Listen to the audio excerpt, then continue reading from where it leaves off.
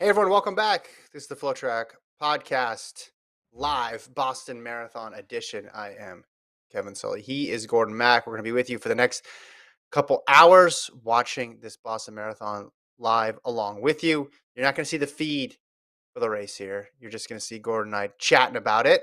Speaking of the chat, we'll have the live chat going. So feel free to comments, questions, whatever pops into your head over these next couple hours, throw it in there. Gordon, happy Monday, Boston Marathon morning to you, sir. Happy Monday, Boston Marathon morning. Is that that's I don't think that's the official title of this day for Boston Marathon. It's not the Patriots Day. Patriots Day. That's it. Yeah. Also, big shout out to the people who are going to listen to this podcast in archive form in audio Uh-huh. on Spotify Yep, or yep. Apple Podcasts because I appreciate that. I appreciate you listening to an archive of a play-by-play of a marathon that already happened on 24, 38, 50 hours later. So big shout out Mhm. to the audio listeners right now. So, They must have been very desperate for content. Maybe they were waiting yes. for another podcast that they liked to refresh before they went and did their workout, and they just couldn't get anything. And they said, "Screw it, I'll listen to 2.5 hours of Gordon and Kevin talk about a marathon that I know the results to." You can grade us on that. Tell us how well we did.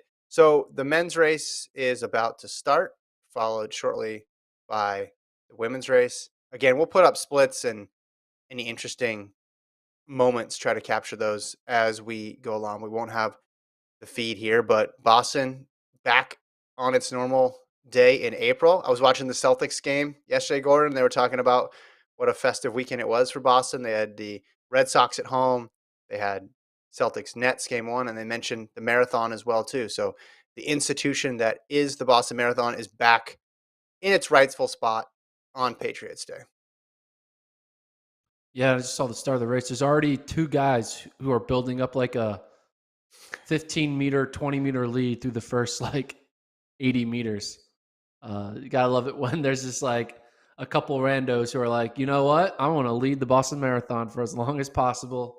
Get my, my 5 minute mile of fame is what we see. Is that Albertson Well, though going to the front? yeah, that's not a rando. That's CJ Albertson. Yeah. He did this last race. Here he goes again. I love it. CJ Albertson, very very dependable guy to get out there and get the pace moving early on. I mean, it was very fun last year trying to figure out when he would be caught, and then when he eventually did get caught, you thought he was going to get spit out the back, and he was able to actually hang tight and get 10th place. Kudos to whoever had that graphic ready on this broadcast. Someone knew on the production team knew CJ Albertson was going to go out quick and just you got have your finger on that button and then boom, CJ Albertson delivered. Because sometimes you've done live broadcasts, Gordon. You sit on graphics for 80, 90% of the race and the person never makes their way to the front. You never see their face. This person knew CJ Albertson was going to get his name out there the first minute and a half, and he did it. It is very unique though. I mean, he's been running for like 62 seconds right now and has looks like a 50 or 100-meter lead. It's kind of ridiculous. What? Why? Like, Doesn't like I mean, crowds. it just seems like a strategy that never works. Has this ever worked in the history of major marathon running where someone took a 50-plus-meter lead within the first half mile and won? Well, Like, this we doesn't need work. to we need to This never figure out works. we need to figure out if it's him going fast or everybody else going reserved, which we won't know until we get some splits. Because that's part of it too. Nobody wants to go out hard. So a lot of times it's not even the person in front going particularly hard. It's everybody else just trotting along. I just think it's interesting from the perspective of wouldn't you want to at least hang out with the pack for a little bit? Yeah. Get to know them. Get to know your competitors. Make Exactly. Look make around. plans Hey, for the later tonight. You're like, hey, where are you going tonight? yeah, Where's the party at? Like, what's the spot? But now he's not going to soak it know. He's all going in. to be. He's everyone is making plans right now in this first like Mhm. 5K, 10K, and Albertson is not thinking about that. He needs to think about you know his. He's not catching a flight right now. He's got to figure out what he's going to do tonight. I mean, Yeah. obviously, I'm joking aside, but it is a weird visual seeing I mean, Mhm. Albertson's good too. I mean, he finished 10th in back in the fall of 2021. Mhm. But if you did that and finished 10th, maybe he thinks like, oh, I just do the same thing. I'll finish 10th again or top Yeah, 10 yeah. again. So maybe that's why he has like a justification for this weird move super Mhm. early. But I don't know. I mean, they also like to do the whole thing where I got to run my race. This is what I like. This is the pace I like. I don't want to Mhm. let others dictate how I approach these 26 miles. But Yeah. at the same time, it just, you know, it's one of those John in the things where chat brings up Yuki. you've seen the end of this story. You read the end of this book many times. Well, Yuki, 2018 Boston. John brings that up in the chat. A lot of surges for Yuki. That was a crazy weather year. So I think the chances of that succeeding were higher than this, but I give him credit for having a plan and going out there and doing it. It's someone in the chat, Drossum says, I thought it was a rerun when they first showed CJ. Yeah, you like tune in late to the race, like, oh, they're still recapping the fall race. They haven't even gotten to this year's race. No, it's this year. It's very much alive. Speaking of the chat, it's open. Go use it. Questions, comments, put it in there. All in the game says a little Mount Sack chat. I don't know. We haven't decided yet whether or not we're going to talk about other stuff yet. Gordon and I have Yeah, been because going back and forth. yeah, because the Boston Marathon is. Oh, speaking of that, ever since we started talking to the chat, the chase pack has slowly caught Albertson. So maybe Hmm. Albertson is tuning in to this podcast in like his ear. He has like a Bluetooth listen to the pod, and now he's getting caught. So yeah, 5 minutes into the race, he's now caught. So he took it out. Now he realized, all right, I shouldn't do this for 26 miles. He's caught after 5 minutes. Hmm. But yeah, as for what we talk about Mount Sac, I mean, there's a lot of other things to talk about. That Florida meet was freaking crazy. There was Yeah. just good stuff all around, all over the weekend. Brian Clay was nuts. I don't know. We haven't decided if this is going to be a Boston Marathon / weekend recap or we save all that chat for Wednesday's pod. Hmm. I don't know. I haven't decided yet. We If you have have 2.5 hours to specific figure it out. questions, if you have 2.5 specific hours. questions, throw them in. That's what I'll say. If you have specific questions about any of them or comments, throw them in the chat. That's probably the best way to bring up non-Boston stuff. Weather. People are talking about the weather. Gordon, I'm going to kick it over to you for this year's Boston weather report. You've never lived in Boston, right?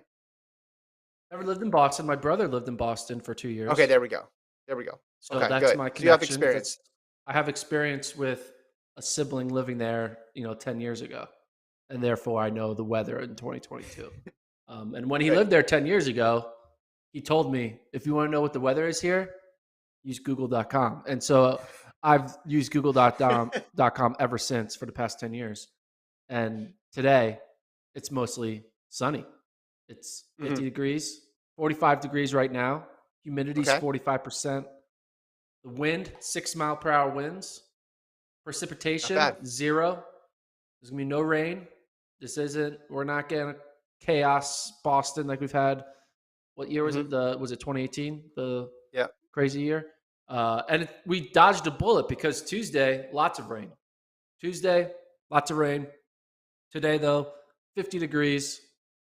Temperature Hmm. went up 5 degrees. Sorry about that. I had to refresh.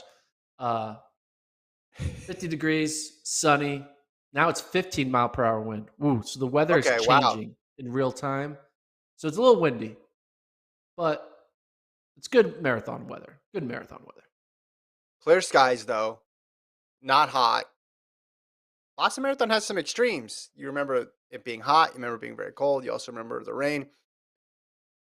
But you said it's going to be worse tomorrow. That reminds me of 18 because the day after 18, I think it was still overcast because I remember I had a flight out kind of later on that day. So I was able to walk around a bit and it was nothing like the storm conditions from the day before. And I just thought, man, how things would have gone differently if this race was a day later. Like if that weather system was just pushed back by a day, like how much that impacted everybody's results, the trajectory of some people's careers. It was kind of weird to think about.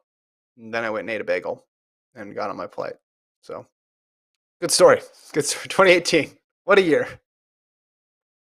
And after a great story there, the women's race has begun. So women Oh, start about 7 to 10 minutes 8 minutes. after 8 minutes. Sorry, apologies, misinformation. Well, Gordon right there.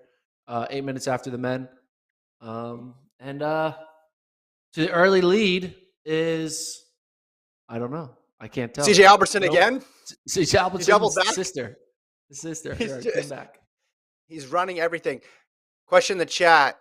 Americans on the podium. Is it Molly or Des on the podium? I picked Seidel to podium. Or wait, what are we doing? Podium's 3 here? Yeah, podium's 3. Okay. No, I have her 4. I had her in that 4 through 7 in the pickup contest. Yeah, I had her 4 I'm through gonna 7 go. as well. You went back and forth between 4 and 5 3 different times based on the new information. Kind of like when you're Yes. refreshing the weather on Google and it changed from 9 miles per hour to 16 miles per hour, which could have a huge impact. Uh, Seidel has some KT tape on her right knee. Hmm. I don't know. That might change her odds. She dealing with a right Okay. knee injury. I don't know. I'm not reporting that. I'm just looking at her knee. She got tape on it, Hmm. but I think she's gonna do fine. Molly has obviously we all remember her. I remember her half marathon at Houston, and she ran like decent. And then obviously the trials, she runs well. The Olympics, she runs well. New York City, she runs well. So Yeah. she's had three marathons now, or has she had 4? She's had 3, right? 4 trials, London, Oh, Olympics, London. She ran New London. York. This is 5. Okay, so this is the 5th one, and she ran well at London. But Yeah. um, she's would you say she's 4 for 4 in her 4 marathons, Yeah. or three I for think four? I'd say she's 4 for 4. The only one where you'd say, okay, in retrospect, maybe it wasn't as good would be London, but that was the second marathon of her life. That marathon came together at the last minute. She ran 2:25 and got 6th. She wasn't the story for on the Yeah, American side because Sarah Hall ran so well, but that was a good result. Her yeah, results fluctuate between good and great in the marathon. That's the range that yeah, she's operating in. yeah. So that I mean, 4 is a trend, man. 4 is not. You can't do 4 things in a row Hmm. and not expect the 5th to be just as the same. So I think that's why NBA playoff series are best of 7, because if you Hmm. can win 4 things, likely you're going to win the 5th. And that's why, you know, 3 wins isn't enough to prove that you're better than the other team, but 4, Hmm. that's a trend. And I think that's what it is in marathoning. She's had 4 good marathons. She doesn't need a 5th to prove that she is good. But at the same time, she is due for like a bad race. Eventually, she's going to Hmm. have one. So maybe it's this one. I don't know. Not that I want this to be her bad race, but I wouldn't be surprised if she eventually has one. Like she can't just be hitting, Hmm. you know, singles and RBI triples year in and year out. Eventually, she's got to have an 0 for 4 day at the plate, and finish like 12th. But we'll see. You know who else they said that about? You know, Took him about 10 marathons to have a bad one. Eliud Kipchoge. yeah, it's true. Now his Are you best trying? was Are you winning saying Molly and breaking world Seidel's? records. Maybe I am Are we Garth. saying? Are we saying Molly is Iliad Kipchoge reincarnation? Yeah, basically. Well, it depends. We'll see how she does today. She clearly knows how to get ready for a big race. She's got the preparation part down, and she knows how to execute when the race itself happens. Because you look at all those races, they all were championship style ones. Like London wasn't because it was a loop course, but everything else was kind of weird. Debuting in that Atlanta race in the trials, like that weather was not great. That course was really crazy hilly. So she gets through that, goes to Sapporo. Conditions are hot there. New York, obviously, that's a tough course. She's really done well in unfavorable conditions throughout her career. She's been able to roll with the punches. She's never run in, the ideal temps like the flat course, the fast Berlins, Chicago's, or races like that. And this race is perfectly within her comfort level. I feel like she's really good at adapting to whatever gets thrown her way. Checking on the chat. Speaking of NBA, John says go Bucks. Tampa Eagle says go 76ers. Okay. Tampa Eagle is in the right mind. He's got it. He's got his shit together. Well, He's he's a thinking go member of Kevin Sixers. Kings, I believe. He's Kevin's Well, he's Kings playing both member, I sides of the think. field. That's what he's doing. He's Yeah, playing both sides. smart. Kelly says she thinks Molly's sponsored by KT Tape. So my theory is that she always tapes up her knee for the sponsor bucks. Yeah, I mean, why not? Right? Yeah. I'd wrap myself in tape, like this podcast. Just cover every part of Like a me, mummy. maybe even including my mouth.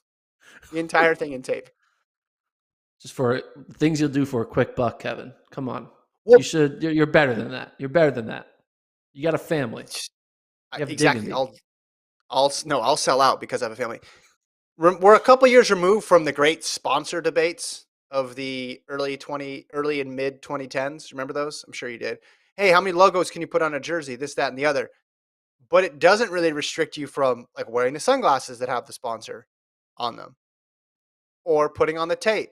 So it makes me think like how many products could you put on yourself that aren't uniform related to cash in those sponsorship dollars? Or how many things can you put on yourself before the people start asking questions? Yeah. Like how many Like, what would be ailments could you weird? possibly have? Like, or yeah, what would be something they would have like? That's like, all right, you're just being paid to wear that. I mean, a hat makes sense. Wearing a hat, Yeah. right? That'll be normalized. Sunglasses, fair. Yeah. KT tape makes sense. Arm sleeves, sure. Socks, you have tall, high socks. That makes sense. Mhm. What Oh, we got some would a cold. necklace with jewelry? Could you be like, sponsored by K's Jewelers? Would that be a watch? You have a big watch, Yeah, watches. Yeah.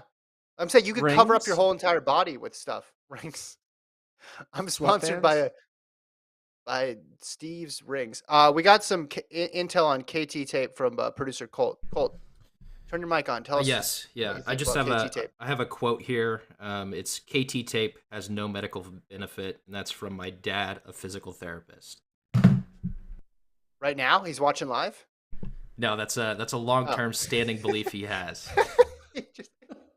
Is it his email signature? Yeah, that's how he signs off out of conversations. Yeah. KT tape has no medical benefit.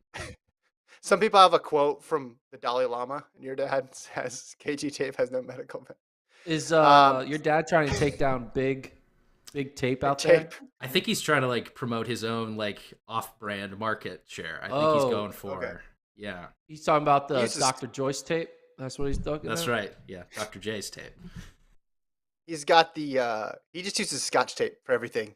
He thinks the current model of athletes are soft. In his day, you just put Scotch tape on everything and it was fine. All right. Just over 8 minutes past the women's race, men's race. They're together. CJ Alberson's up at the front, but you got a big pack. Everybody there. We know how deep this field is, right? We know how deep this field is. We got first splits. 5K split coming in hot. 14:55 for the field. It's fast. It's pretty fast. Kevin, have you ever broken 15 minutes in a 5K? No, I have not, Gordon. So I am no longer qualified. So you just put the tape all around my body again. Yeah. I can't. I've never broken 15 minutes in a 5K. So based on that, I guess we're not qualified to talk about this race, right? Because we've never done it. So we have no knowledge of what they're doing right now, right? I have knowledge of running the second half of a marathon way slower than the first half. So if that happens to somebody in any of these races, I can tap back in and offer my expertise. The women's pace looks reserved.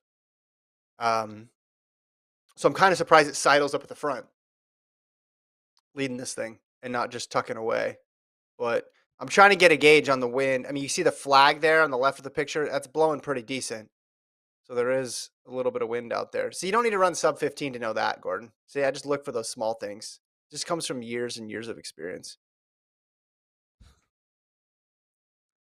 Oh, man. It's going to be a fun pod. 2.5 hours. This has been great. Okay, here we go.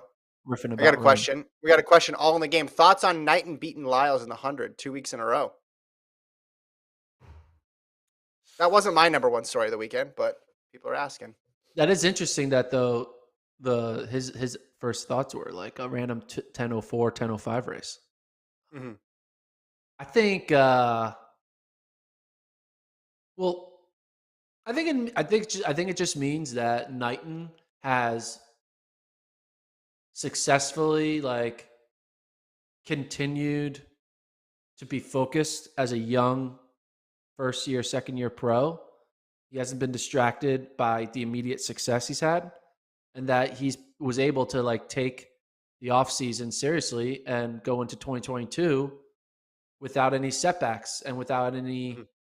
resorting to younger type behavior of thinking, I made the Olympics. I don't need to. I'm Mhm. like just naturally talented. He's been able to translate it to like starting off 2022 the best way possible, which is Mhm. being stride for stride with the best in the world, which is Noah Lyles. You know, I mean, he's not running 9.8s, but like he doesn't need to be running 9.8s right now. Running 10.0s with Noah Lyles, you're setting yourself up for a good year. So I think it just shows that he's a lot more mature than his age. He's at least mature. Maybe he's not mature as a human being. Maybe he's still like a wild teenager type or a young 20-year-old. I don't even know how old he is. He's not 20 yet. No, he's a teenager. Still, yeah, still a Still wild high school, teenager man. at heart. But when it comes to his focus on running, clearly he's doing a good job at staying disciplined as a professional runner. So that's what I take away from that. I take away that he has yet to be caught up with the lore of being a young professional, which is hard. Sometimes you go pro young and like it can become overwhelming, right? You're Mhm. like, you're not, sometimes people need, that's what's great about college is you get used to the those 18 to 22-year-old years. You learn a lot about Mhm. yourself. You learn a lot about, you know, relationships, how to handle being around people that you don't like, and just deal with all these real world problems. And a lot of times college helps you get through that. But if you're on by yourself and you're just all of a sudden thrusted into hanging out with not 18 and 22-year-olds, but you're hanging out with 25 to 30-year-olds, it can be intimidating, you know? So I think it's a good sign. Long winded way of saying uh, he's not going to be a young teen one hit wonder. It looks like he's going to be able Mhm. to sustain this and be good for the next, 10 whatever years. Because there's a lot of teenagers out there or young 20-year-olds who have so much talent, but then just like 1 year and then it's done and then they're gone. And it's like, all right, that was cool. See ya. So that's what I get I've from it. never heard someone list the benefits to college being you learn to hang out with people you don't like. I like how you It's listed true. that in the top ones. I think it is. I mean, people need to learn that like the world isn't going to be centered around you. And you grow up for 18 years thinking the world's centered around you because you're living with your family Sure, sure. that is centered around you. And then all of a sudden your family's gone and you realize no one cares. Like Whoa. you have to figure it out on your own. I think Cold world. it makes sense. Gordon Max College. So you just I kind of just learned to avoid people I didn't like hanging out with. That was more my lesson from college. Well, once you learn the skill of how to hang out with people you don't like, you translate that to Mhm. doing a podcast with people. No, I'm just kidding. Yeah, that you don't like. I'm Yeah, kidding. exactly. Yeah. It has I mean, helped for we're at this. what? Yeah, What number? This is 436 episodes, 438, yeah. including bonus eps.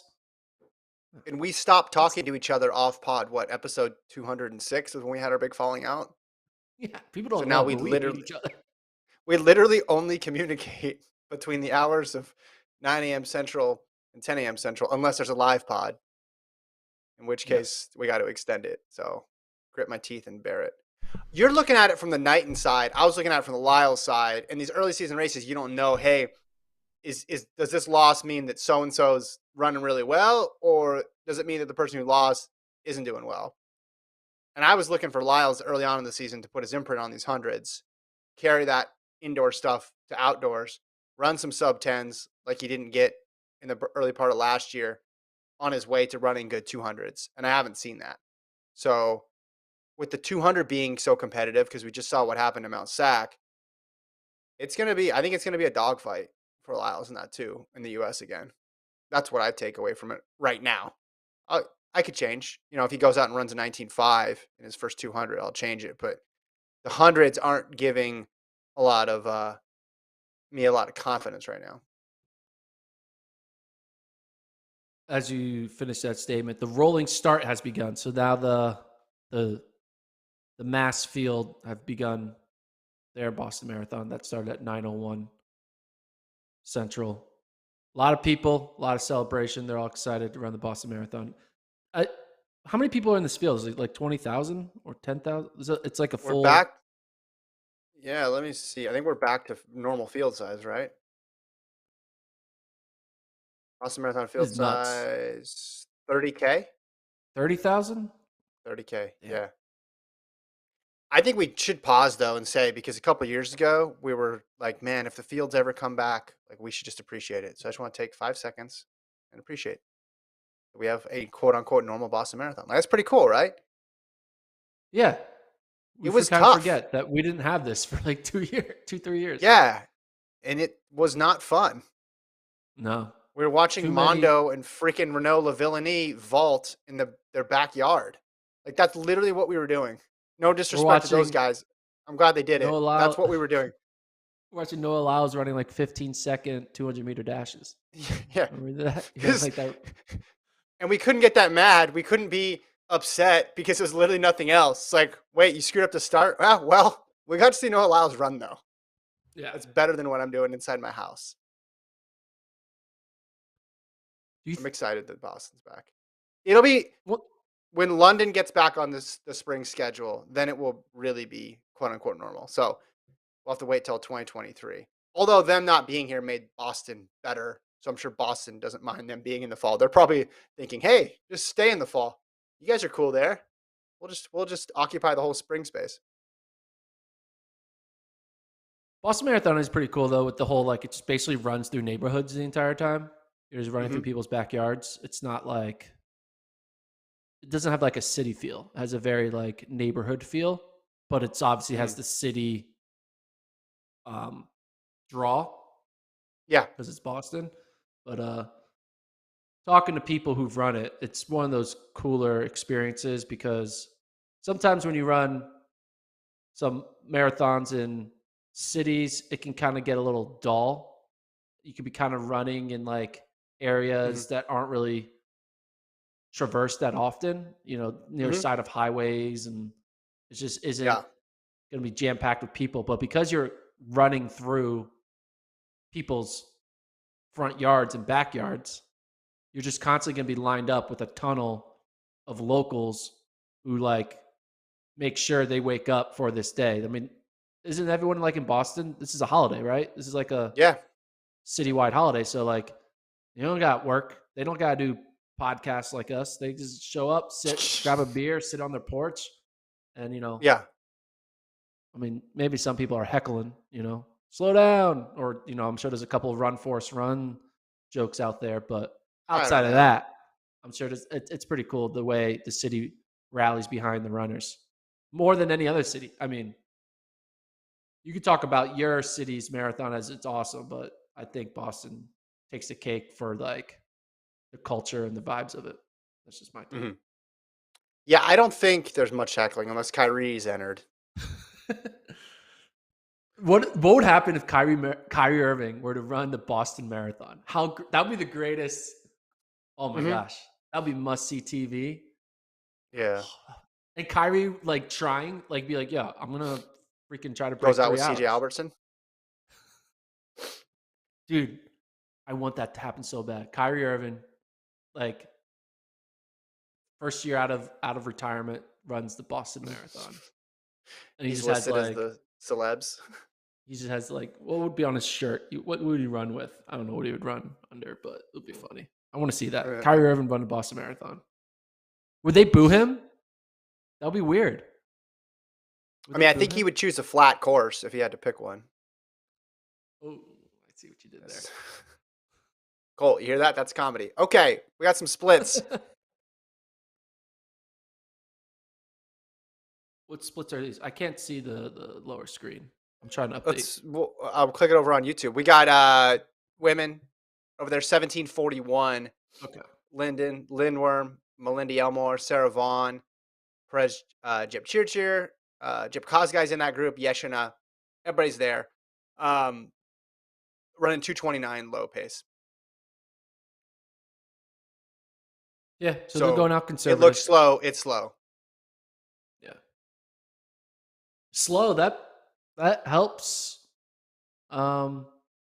Americans Seidel. Yeah. and helps Seidel. Yeah. Because if like Jepkoskai and Jepchirchir aren't running what they are truly capable of, they become Mhm. human. They become Yeah. beatable. I mean, it becomes very, yeah, this is setting up well for an American to potentially podium. I mean, we don't know yet, but third place is potential out there. You know what's going to be Checking out the great? chat. We're talking about like projected finishes throughout this pod. Be like, Mhm. oh, will Molly like have a bad day? Will she finish third? Will an American on the men's side finish top 10? Or will CJ Albertson Yeah. hold on to the lead? People listening to this on the audio know whether or not we're wildly wrong or wildly right. Which is pretty. That makes it fun though. Yeah. Yeah, and the people live are enjoying it as well too. Um,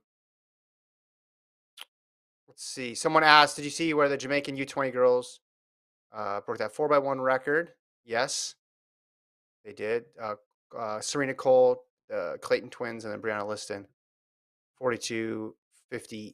Did Someone not know also that. asked, "What'd you think of Elaine's race?" Well, one of us set the line at 10:88, and she ran 10:89. So I'm feeling pretty good about my predictive powers for Elaine Thompson. Hurrah! She just ran the first heat of the 100. She didn't run the final, which, I mean, obviously I want to see people run more, but this early in the season, I don't blame people for being like, no, I just want to run once. Like, everybody else runs once. Why can I not run my event just once? Like, is that too much to ask? And then here's another question. I'll throw it to you, Gordon, and you have to keep your answer under 2 minutes. Um, does Ophelia, this is from All in the Game, does Ophelia breaking the 200-meter outdoor collegiate record, talking about favorite Ophelia of LSU, with that No, absolutely not. 21:96 before Steiner, means Abby goes all out to smash it? Oh, yes, absolutely, yes. See, I you thought there was. jumped the gun there, Gordon. I jumped it. I thought people were going to be like, uh oh, Steiner's going to. I think that just shows that Steiner's going to, like, yeah, hammer that. She's going to destroy it. She's going to run like 21-7.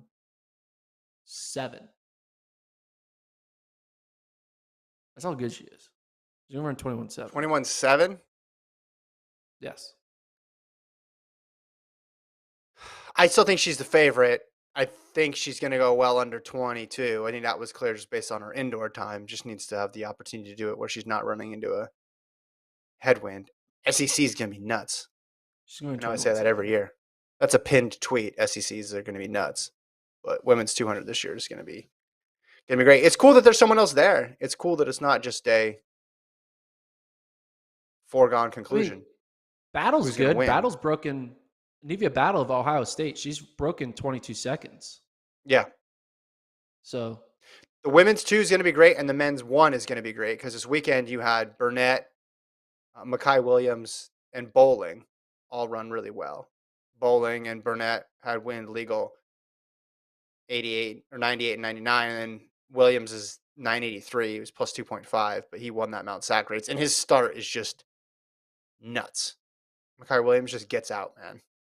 He's a special starter when it comes down to it. So the men's 100 is going to be great. Women's 2 should be one of the must-see events. yeah, update on 10K. the men's results. When can we start looking at a result in a marathon and it actually means something? Because I feel like these 5K, 10Ks, even through 20K splits are kind of all meaningless. When Well, can I'll we tell look you at what, this Gordon. result and be like, ooh, whoa? Well, what you can look at here is the time. What's the projected time? Project time is 2:05. 2:05 flat? Yeah, 2:04:59. So 2:05. Okay, so that's the story because only one time in history has the finish time been that fast, and that was, of course, the fast conditions of 2011 when Jeffrey Mutai ran 2:03:02. Remember, Ryan Hall ran 2:04.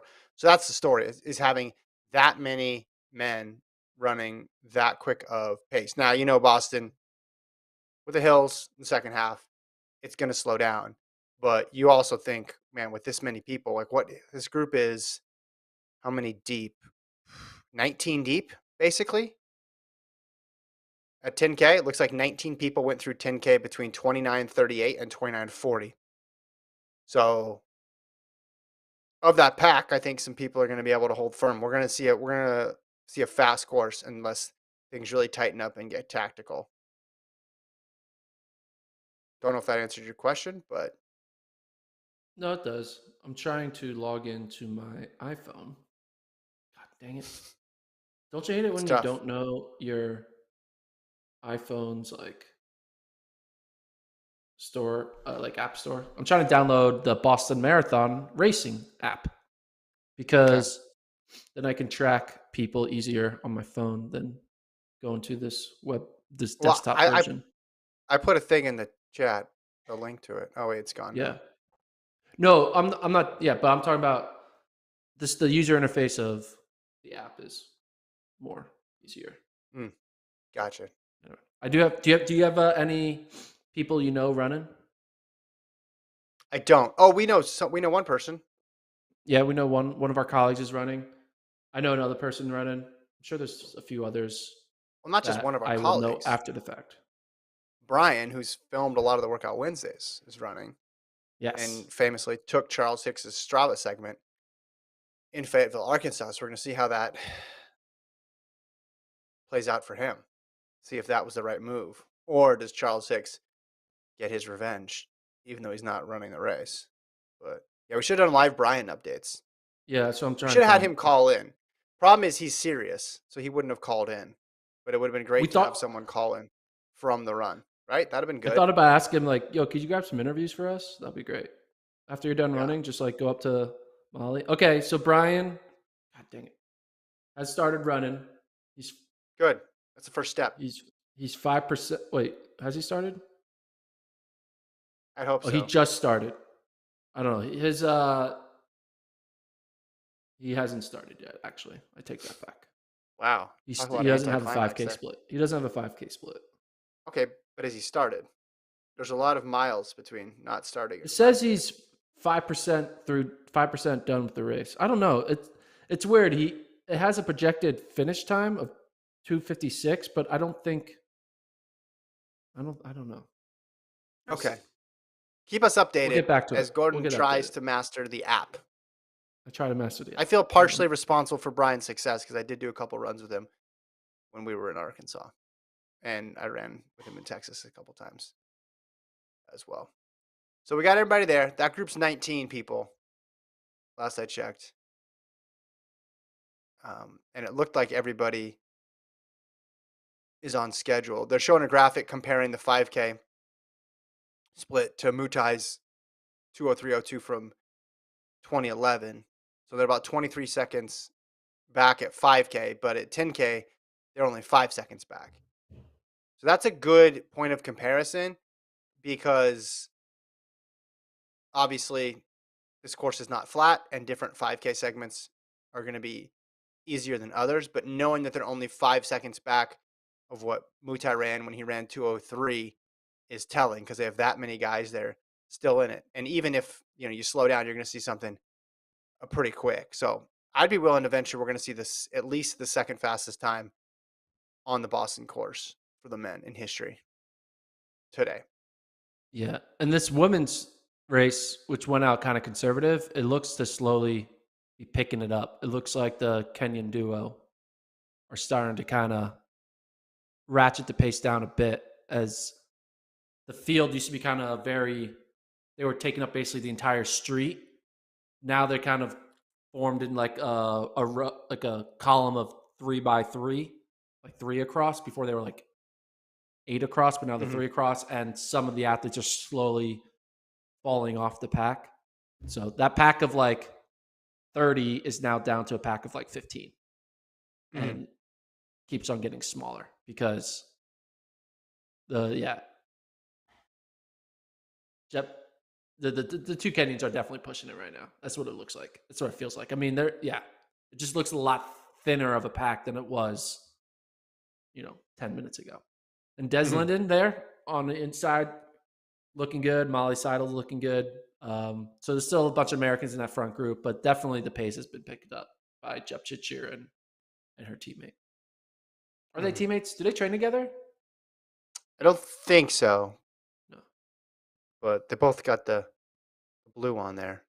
Um, yeah, Seidel now, I think she's got to like that position that she's in right now, not having to do any of the leading. But you're right. You can just tell that this pace got quicker.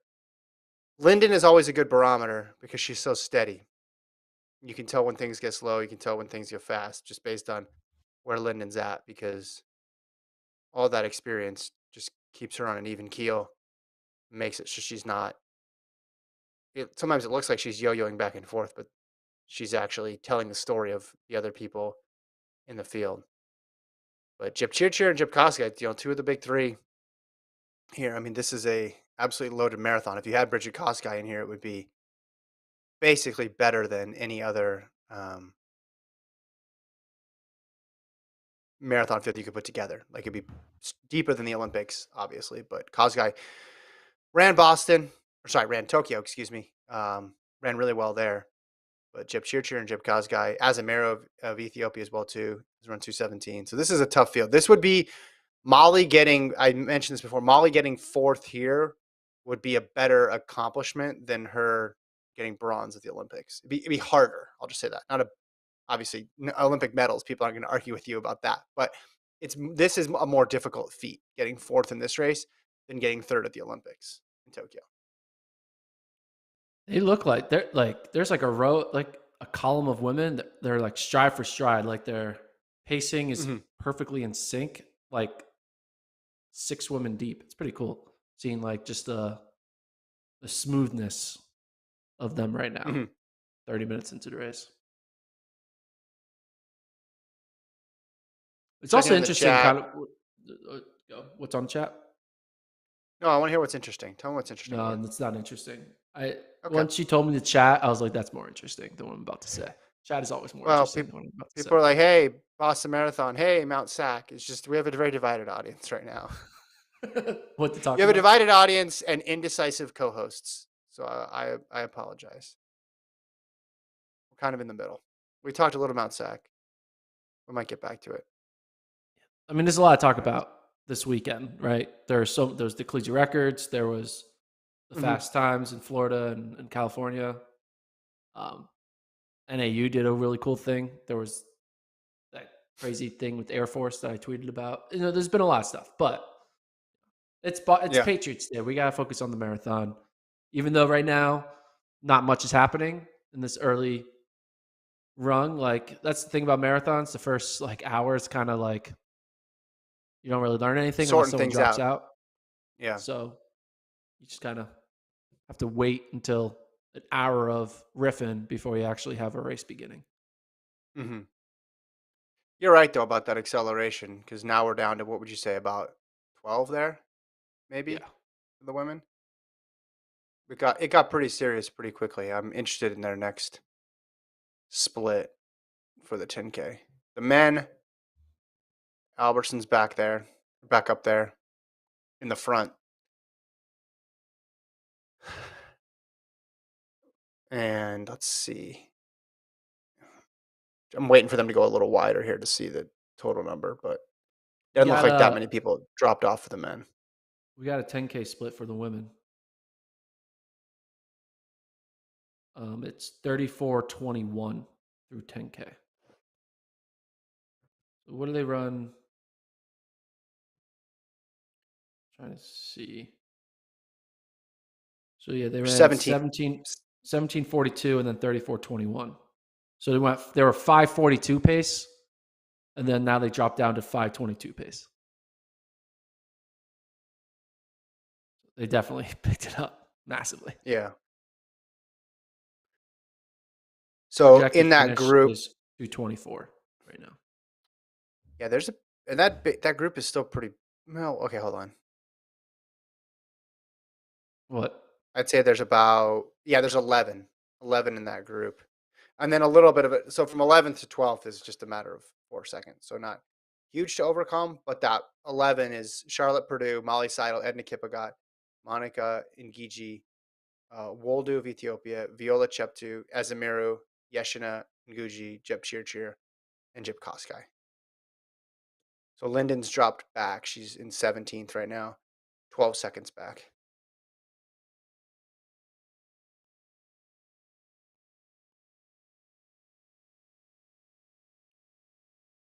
Fun little race we got going here.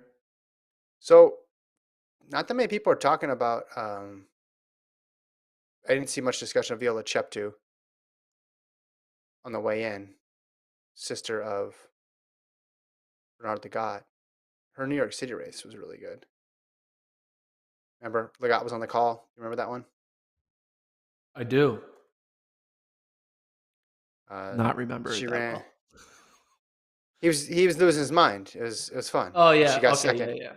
Yes. She got second in that race. And we remember her from Florida State days, right? 800, 1500. So it was like weird to see her Yeah. crushing it in the marathon.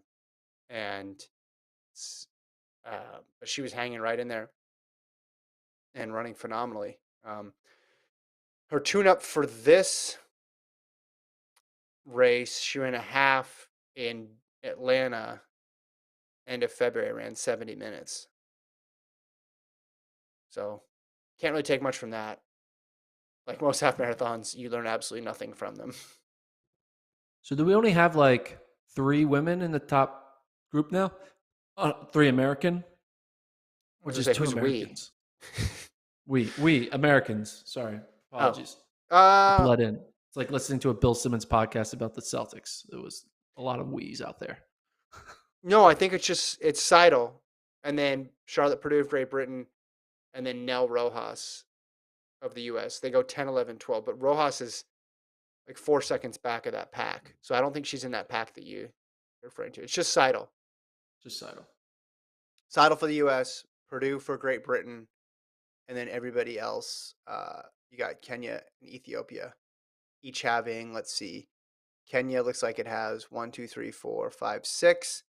Ethiopia has 3 in that pack. Update on our boy Brian Dybel. He was with me filming all of our workouts and was with us at NCAA's. He's went through 5K in 1943. Mm-hmm. His projected finish time 2 hours 46 minutes. What was his goal? I think 2:45 was his goal. I think. Okay. So pick it up, Brian. You gotta pick it up. Come on, bro. You can do it.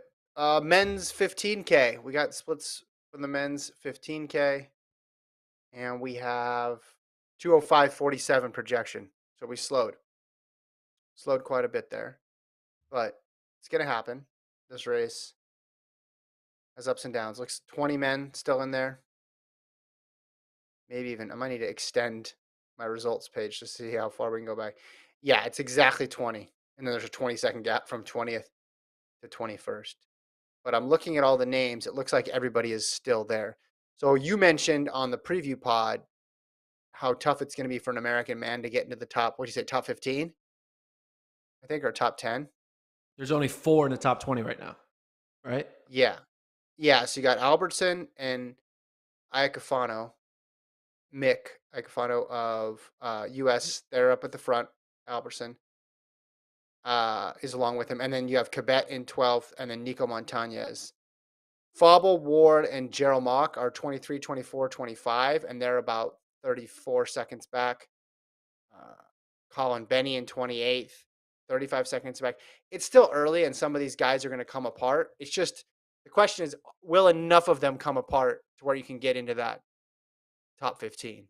I was a little more optimistic than you. I thought they're going to get somebody in there, but any more than 2 in the top 10, I think, would be a good result for the U.S. men, given the field.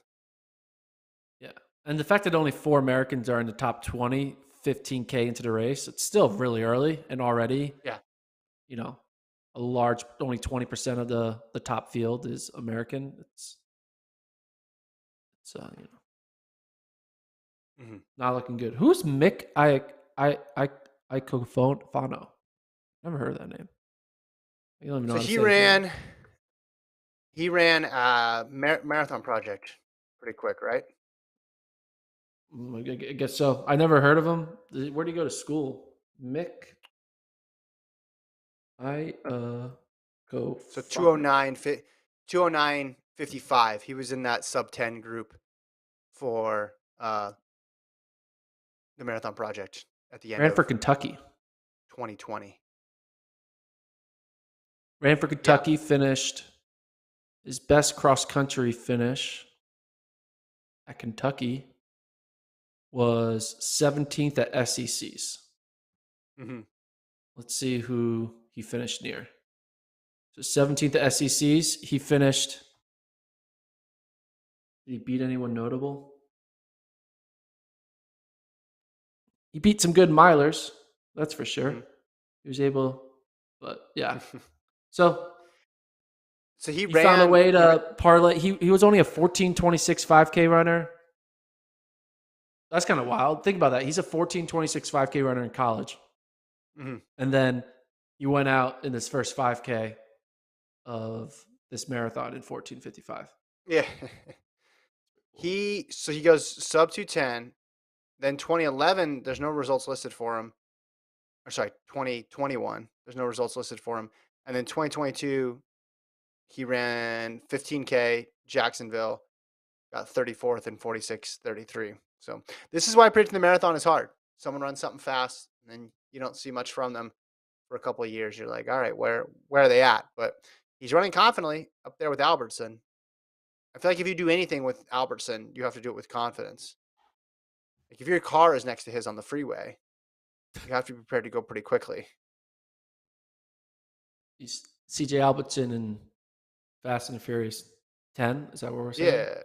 Well, he's going to Disneyland. He's getting all the fast passes or whatever they call them these days. It's like you're not going to lollygag at the park if you're with CJ Albertson, is what I'm saying. It's not going to be a relaxing time. You're getting on Space Mountain 3 times before noon if you're with CJ Albertson.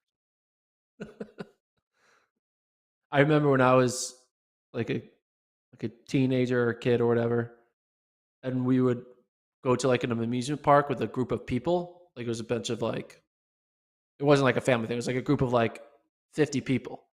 And we would divide up based off of how much you wanted to run in the park. So there's the people who wanted to run to ride. That was a group. And then there was the people who wanted to walk. And we made sure we divide up based off your how much you want to run. I was in I want to run category because you're 13 and you have a lot of energy. You're like, I want to go to the Batman ride. Keep going. Yeah. That's good. Everybody gets to be happy at that point. Just seeing the wheelchair finish right now. I want to check on that. The women's pace still seemed like it was accelerating, didn't it? It did. Yes. It also kind of looked weird too because it was an acceleration, but also a water station. So like certain athletes looked like they were dropping off, but really they were just kind of slowing down to get their water. Mm-hmm. It's always kind of a thing that can confuse you. Yeah, it is misleading. You're like, why is Kipchoge losing by 4 seconds? And it's like, no, just water stop drama. That's all it is. Yeah, they're still through 10K of on the women's side. Eventually, we'll get to where they are at. I think that was that? I think it was Romachuk taking it for the men's wheelchair.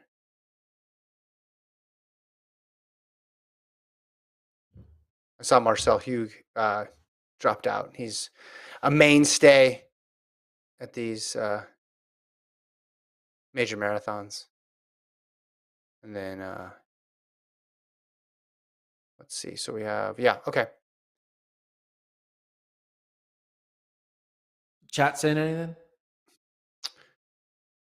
Kind of in the dog days of marathon right now. It's kind of like 15K, you're just waiting for that half marathon split. You're just kind of like, all right, we're waiting. The elites have separated themselves, but the elite elites have yet to really separate themselves. David As said just popped in to see what NBA game they were talking about. We haven't done that yet. Gordon got mad at me this morning before we started. Again, we are not friends off pod. People should know that. But they didn't give the Sixers enough credit for winning game 1 of the first round series. Meanwhile, though, I was just showering Colt with praise, producer Colt, because his Minnesota Timberwolves Thank you. won. It's the second time they've won a playoff game since, 2004, Colt? Was that the stat we looked up? Yeah, 2003, 2004 was the last time we won a playoff series. So big moves by the Timberwolves so far. And it is true. I am the correspondent between Gordon and Kevin. They don't speak to each other. I kind of relay messages back and forth. You're like, hey, this freelance gig is pretty intense. These guys are just. Yeah, very hostile. Very hostile in this workplace. How many? We talked about this before. Colt, how many podcasts do you produce? Probably 10 a week. Yeah, probably 10 different shows. You don't need to name names, but like in any of those shows, is there like hostility between the hosts at all? Like off pod? This is definitely like the most contentious podcast. I like the energy between you guys. Though. Oh, really? It's keeping it going. It's keeping it going. Oh, that's no fun. I thought you were gonna say like you had to like intervene, like in an audio fashion. Like you did the audio fashion of, hey, back up. Hey guys. I'm gonna cut your mics. Okay, I'm gonna turn your mic on. I'm gonna turn yours off, and then we're gonna switch. You One got at a time, guys. 30 seconds to respond. Now go. No, that's a bummer. I thought you were gonna have some cool stories, but it's just us, huh? If we're the most interesting, then it's not good. Yeah. I need people to fight more on the shows. You guys can pick it up if you want. The thing is people like fighting on the radio, but they don't like fighting on podcasts. That's true. You know what I mean? Very true. Because it's like short bits versus long bits. It's like it's stressful to hear people yell at each other for 30 or 45 minutes or an hour. Like they'll take it for like 6 or 7 minutes and then like a big old commercial break. Whoa, speaking of break, we got a break, Gordon. We got a break. Where's Molly? I don't see her in the screen. Is Molly maybe just out of the picture, or is she not there? It looks like. Wow, that's a wide shot, and I'm not seeing her. There's no Molly. Unless she's being blocked by a runner. So you have Jeb Cheer, Jeb Kosgei. That looks like Azamera. We'll get a check on that in a second. But that women's race just got like just revamped very quickly. Yeah, it looks like 5:08 the last mile. So mile 8 was 5:08. And that's why these two women are two of the best in the world. They're not playing games. They're just like, nah, we're not letting this get out of hand. We're not letting this. We need to ensure that the best talent wins this race. And in order to ensure that, you got to take away all the variables. And you take away those variables by running hard. That's Molly Seidel. She is off. She's now like outside the top 10.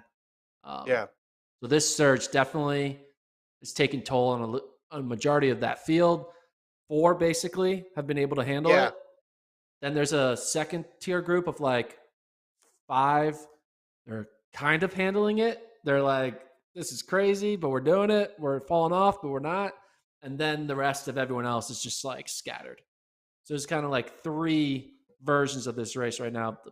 The top 4, we're going for broke. The middle group of 5 to 6, we're trying to hold on for dear life. And then the rest, they're like, all right, that's all she wrote. I'm out of it. 49 minutes into the race. So you're seeing the depth of this race, because ordinarily there'd be a move like this and there would be no middle pack there. There would be that front group, and then there would be 100 yards, and then there would be, you see Seidel back there chasing. I will say this, though. I don't think we correctly understand how slow 229 pace feels if your PB is 217. And they were running 229-ish, 228, 227 pace for a long time. And Jeb Kosgei, Jeb Cheer, Azamera, they're just on a different level than that. So they can just do this surge, and it's not going to hurt them that much. Now, the other women, it could. The other women are getting roped into reacting, which is why I still don't think Seidel is completely out of it in terms of a top 5 finish, right? There's a long way to go here, and a lot can happen. And I knew this move was going to be made. It just happened a little bit quicker than, or a little bit earlier in the race than I thought. But yeah, I mean, it's just a step up there. You can only run that slow a pace for that long with this quality of athlete in. But we're only at a 15. Is that 15K? So now the Yeah, projected finish is 220, 221.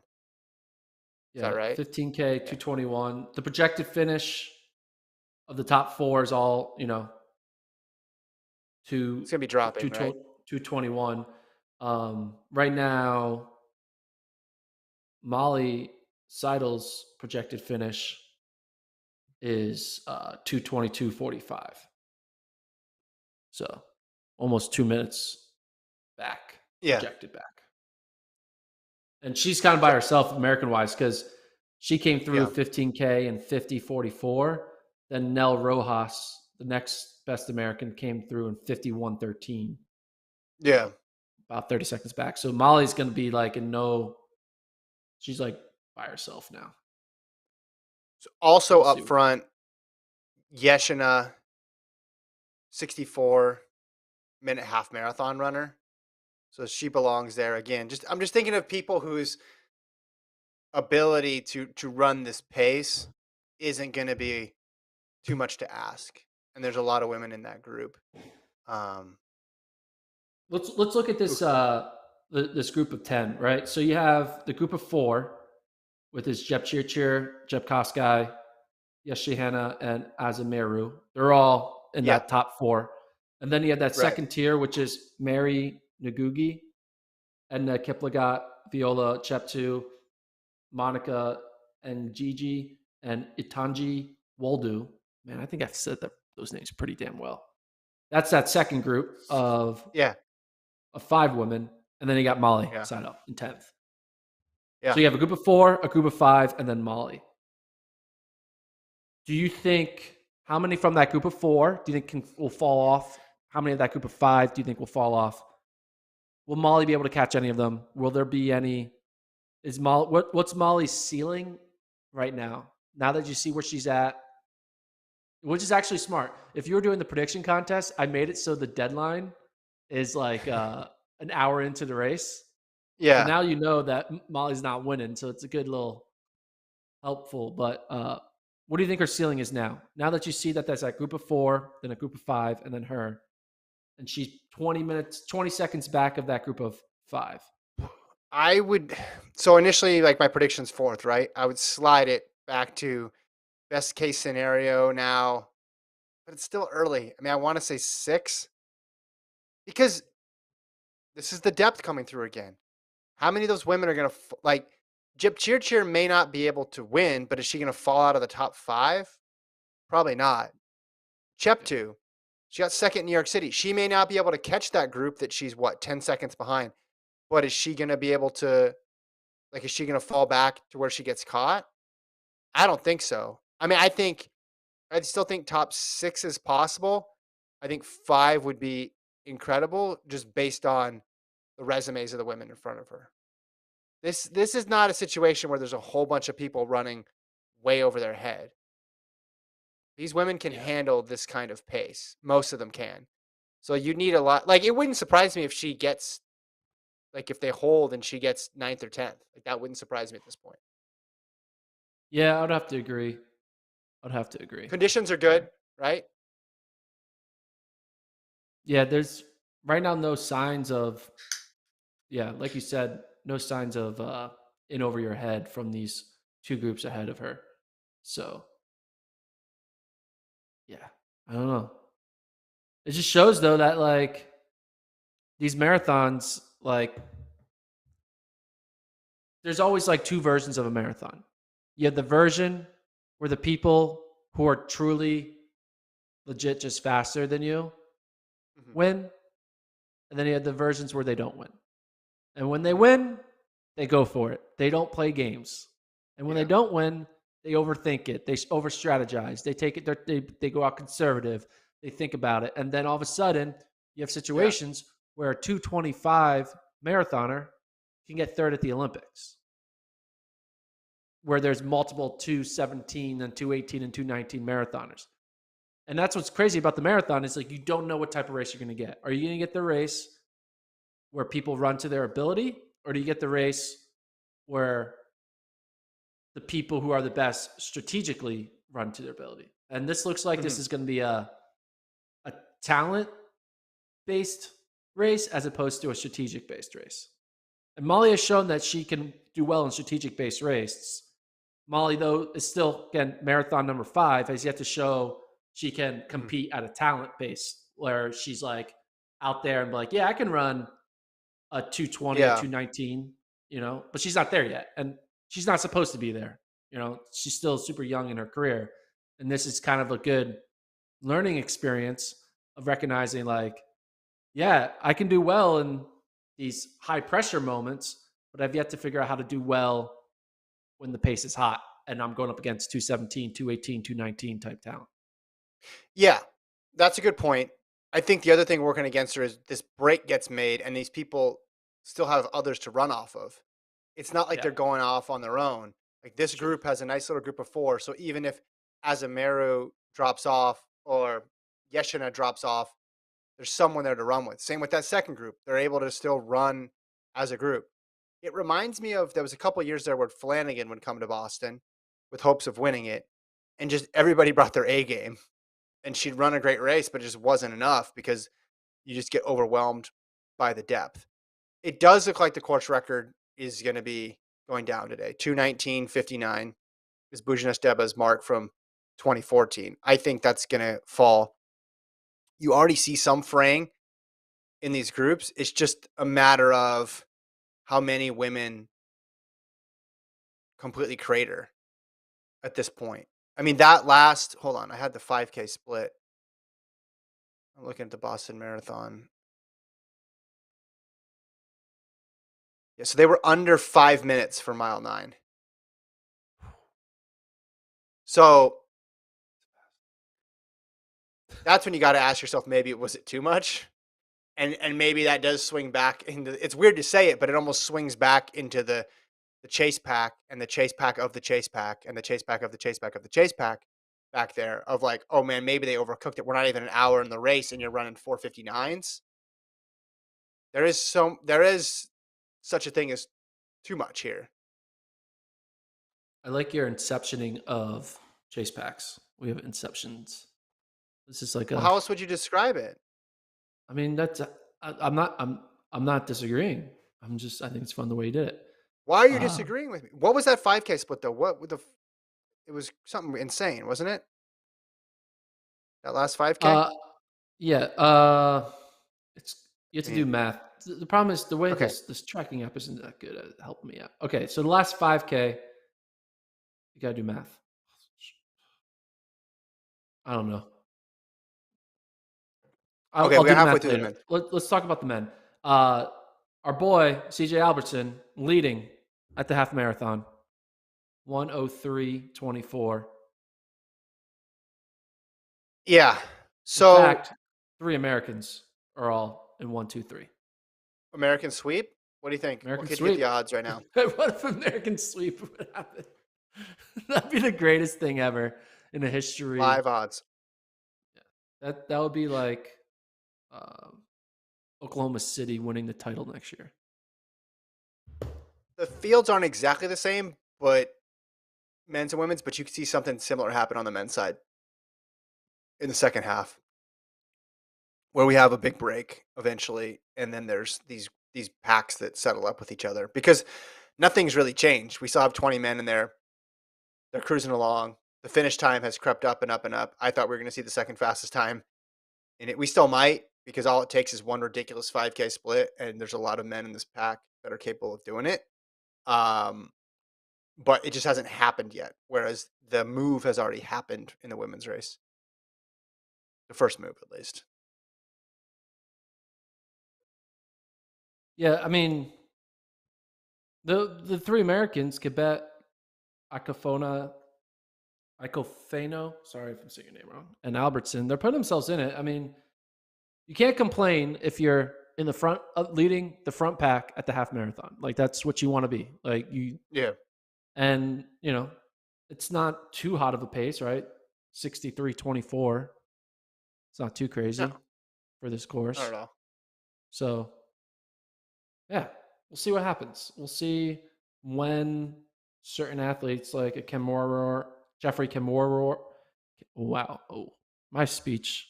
I had to go to Jeez. speech therapy when I was a kid, and I Yeah, yeah. hated it. So did I. And I shouldn't have hated it because clearly they knew something, and I should have taken it more seriously because I can't say words. If I would have known that I would be saying weird last names on podcasts for the rest of my life in front of a bunch of strangers, I would have taken speech therapy a lot more seriously. I had speech therapy when I was a kid too. Look at us, Yeah, Gordon. Defying look at the us. odds. Same. Hey, 3 of us. Wow. Okay, maybe they just put everybody in. I thought my I was special for a while there. I struggle was ours. Like okay. raw, like saying the phrase RAW means Mhm. WAR. I can't say. I had a stutter. That's why I had Okay. to go. It's pretty bad. And then when I was a teenager, I worked with a guy who had a really bad stutter, and it would trigger my stutter. It was very strange. Mm. You'd Yeah. sync up. It's It interesting. was I didn't know that that's how it worked, but apparently it did. But I haven't been since I was very young. Colt, why'd you have to go? I had a stutter as well. Improv cured me though. Okay. Guys, he I should does get into improv. improv. You're doing Yep. stand up, Gordon. Thank you. I should do stand up. I'm going to see a stand up. I'm going to see a stand up comedian tonight, No, 9:30. perform, not go I watch should I stand up. should perform, but I'm going to watch. But I should also perform. Press Going to 1 see in the Tim chat if Tim you'd go Dillon. to a Gordon stand up show that was done in conjunction with a track meet. Press 1 in the chat if you would want to see Gordon do a stand up at a track meet. I'm still considering doing it in Eugene at Worlds. It's got to be an open mic during that week when we're in Eugene. Maybe I'll do it. That'll be fun. I'm still thinking about it. I'll make my You comeback. have to.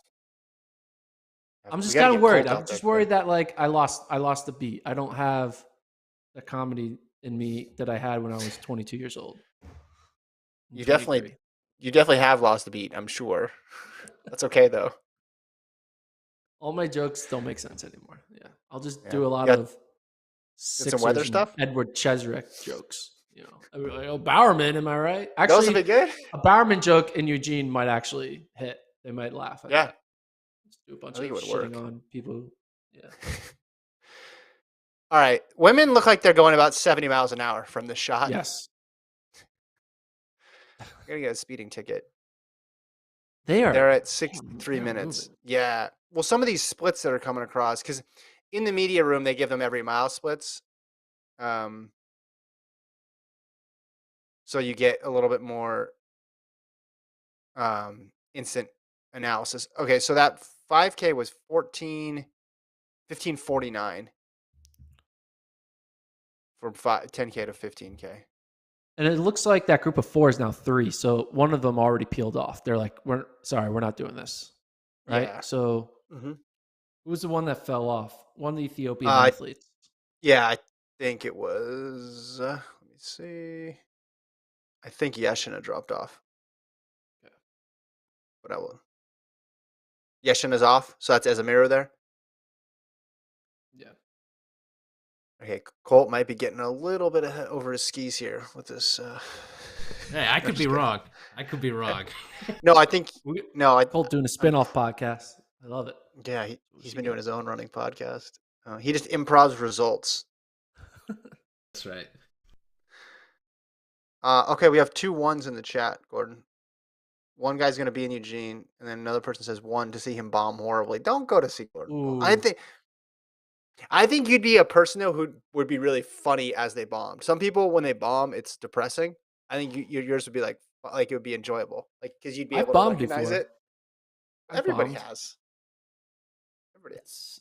I bombed in a random, like, where was it? Where I went like somewhere upstate, like I forget where I was.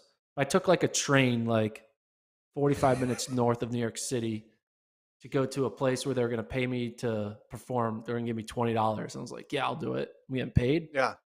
This is crazy. I'm getting paid to perform stand up.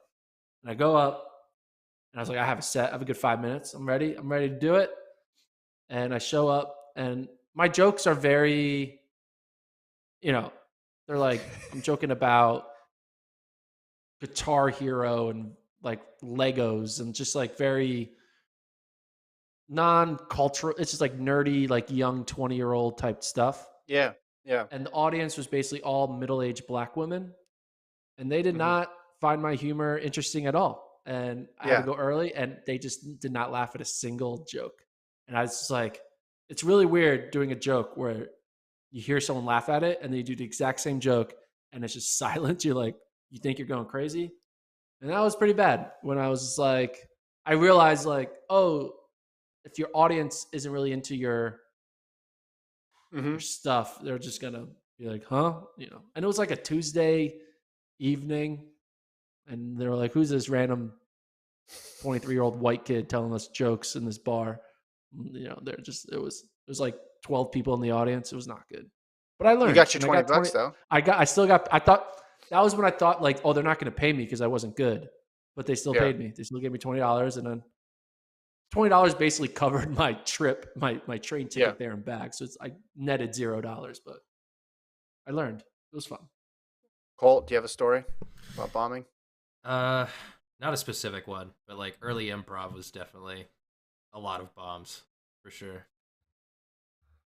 But improv, you can just play it off like you weren't supposed to laugh at that. That wasn't the funny part of the show. Wait till later. It's coming. This is all just a big setup. Yeah. It's like a marathon. It builds and builds and builds. It's also different because you have like a group of people. Stand up is like Yeah. definitely you feel it if you bomb harder because you're the only person up on stage. With improv, you can kind of just shuffle away. Yeah. Just slink into the background. Yeah, just hide behind the the curtains. Yeah. Women's 20K just came through. All right, women's 20K split. So we'll get to see. Oh no, it is Yeshina still in there. So that's Azamira that dropped off. Azamira lost 30 seconds. That's on me. Colt, Okay. you're fired. Sorry, Colt, guys. you're done. So you thought your improv thing was embarrassing. Just slink into the background here. This is No, the you biggest probably bomb of my career. So you got. I want to see though how close that other. So that chase pack is still 30 back. Yeah. All right. So that's about right. So the lead pack's just 3. And I think Jabkoska, the Yeshina. chase. Yeah, sorry. Go. Well, the chase pack, as Amira's in the chase pack, but I don't know if that's a temporary status or if she's actually joined and become an official member of said chase pack. But I want to know Inception She hasn't style, gone the chase through pack the. of the chase pack. She hasn't Okay. gone through Oh, the here it is. initiation. Yeah. All right. So then you got another minute and it's back to Seidel. Seidel's 149 back at the leaders. Purdue's 143 back at the leaders. So Seidel actually moved back. She's in 11th. Projected finish for the leaders 2:19.34. So that would be a course record for all 3. Yeah. So this is. I don't think Molly's gonna work her way back into like a top 7 type finish. I feel like she's gonna end up cruising to a 10 to 15 finish based on what we're seeing. We're not even a half though. It's still early. Early. I guess some of these other people could fall off, but like there's a really good chance she beats Azamiro at this point because Azamiro might DNF. That's a good point. Azamiro lost 30 seconds off that group in a couple miles, so she's going completely backwards. Now, the problem is though, when someone goes quick, you don't realize, hey, is everybody else also going in over their head? CJ Albertson is now playing the hits. He basically is big old surge. So we're through 25K. Let's check out these splits. Let's see. It would be fun if Albertson legitimately ends up finishing like top 3 with his crazy style of running. I would enjoy it. I would love to be wrong with my takes on him going out hard and all this stuff, but you gotta like it. You put yourself out there. He's clicking his watch every mile, see what he's doing. But there's So just like they're all packing 20 up behind him. people. There's 20 Yeah. people just like waiting to pounce. It's kind of wild. Yeah. But there's a difference between making the move from the gun and making the move at halfway. Now, he ended up doing both Yeah. in the same race, which is kind of strange. You do have some people, though, off the back. This group is no longer 20 because it's about 16 that are within 4 seconds of each other. Now, this splits a little bit behind what Albertson's doing. But DeCisa is 10 seconds back. He's a name, so that's a big story. For the U.S., Nico Montañez is 8 seconds back. So there's 3 Americans left in that lead pack. Where do you draw the line at Chase Pack? How far, assuming these guys were all together and Albertson wasn't up there? Like, if you're 3 seconds back, is that okay? Are you still connected? No. 4 seconds? No, you got to be. All right. Less, 2 or less, depending on the size. When the size is small, if it's more than 3, then no, you're not in the chase. You're on your own. You're on your own. Okay. All right, Jip Koskai on the left if you're watching live. Yeshna in the middle. And then Jip Cheer on the right. Jip Cheer, Olympic champ, New York City champ. Azamiru, second in London. Jip Koskai, London champ. 217 PBs, all of them. And if this holds, these are gonna be the 3 fastest women in Boston history. But only one, Gordon, will prevail. Kevin, that was cheesy. That wasn't that. No, you don't like that one? I'm working on. No, Biggest bomb of Kevin's career. That's a big I'm working on going corporate. And you guys say stuff like that if you want to go corporate. Like, you got to be able to have like a bunch of lines in the middle of the race. Stick to your day job, Kevin. Stick to your day job. Tosses to commercials. All that after this. No? That's good. Update on our boy, Brian Dybel, because I know everyone's interested on. He's now 2:43 pace through 10K. Nice. The man behind Workout Wednesdays. Yep, 2:43. Except for the ones that Gordon shot. Yep. What's the Workout Wednesday this week? Should be Arkansas. No, Arkansas was. It is Ole Miss. Ole Miss Milers. Ole Miss. Oh, Brian did that one all himself. Yeah. Ole Miss Milers. That should be fun. Mario Garcia-Romo, John Rivera. That should be some fun. Yeah. Content. Yeah. Check that out on Wednesday. Workout Wednesday. And then we'll have Arkansas women the week of Penn Relays. Yeah, Arkansas distance women. That's great. Yeah. So they reeled in Albertson. Not 100% yet. They reeled him in, but he's still like holding on to that lead. The world's longest game of tag is going on. No one has been able to touch CJ Albertson. If you're a sponsor, I think sponsoring Albertson is probably the best American athlete you can sponsor, because the amount of screen time this guy gets is off the charts. He's going to get a lot more screen time than whoever top American, because like if he's not the top American, more people will see his logo on his jersey than whoever the other top American is. So it's a good marketing push. So when he's like, his contract's up, he's like, hey, just so you know, at the Boston Marathon, I was on the screen like 75% of the time. Yeah. Whereas the top American who finished 5th was on the screen for 12 seconds. So therefore, I'm worth much more value. Well, and the mentions, your name gets brought up a lot more too. You got to look at the Google searches in real time too. You know how to do that? Google search history CJ Albertson. Let's see if there's a spike.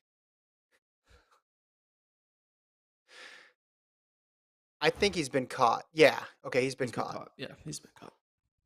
And there are a lot of guys there just waiting. Women's side, 3 still. You want some Workout Wednesday feedback, Gordon? David says, why do they have a mic for a Workout Wednesday, then blast music over it so you can't hear anything? I don't know if the word blast is a little bit of a strong word. I do a lot of ambient moments. I'm sorry, did I Yeah, a lot of not do a times they're good not job? talking. No, I A think lot you of did a times, good job. there's nothing to hear. Yeah, a lot of times as a coach being like 65, 66, 67. Yeah. You pull that down. Brian's a professional editor. I mean, Gordon, I guess, is too. I'm not a But professional Brian's editor. okay. Gordon's not a professional editor, but he's edited a lot. Brian's a professional editor.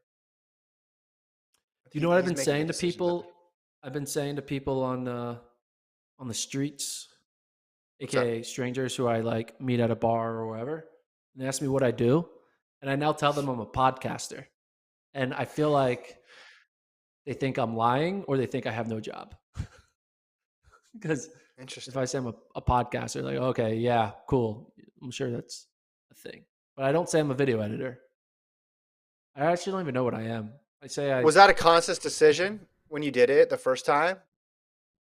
Well, I only started doing it the past few months because I realized I guess I am a podcaster now. Because no one thinks they're actually a podcaster. Like I don't.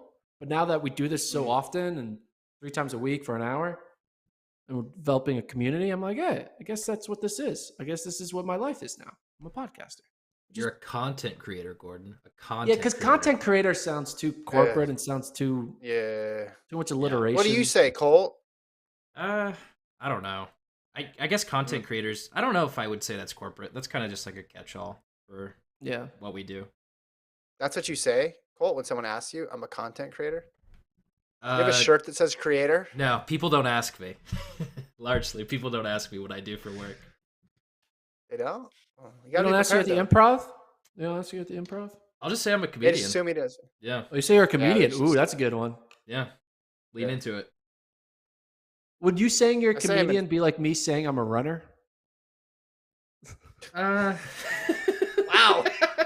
That got real really quick. Maybe. Maybe. There's some like weird things with stand-ups where like stand-ups are like only we can be called comedians. Everyone else doesn't do comedy, which is like okay, bud. All right. Okay, bud.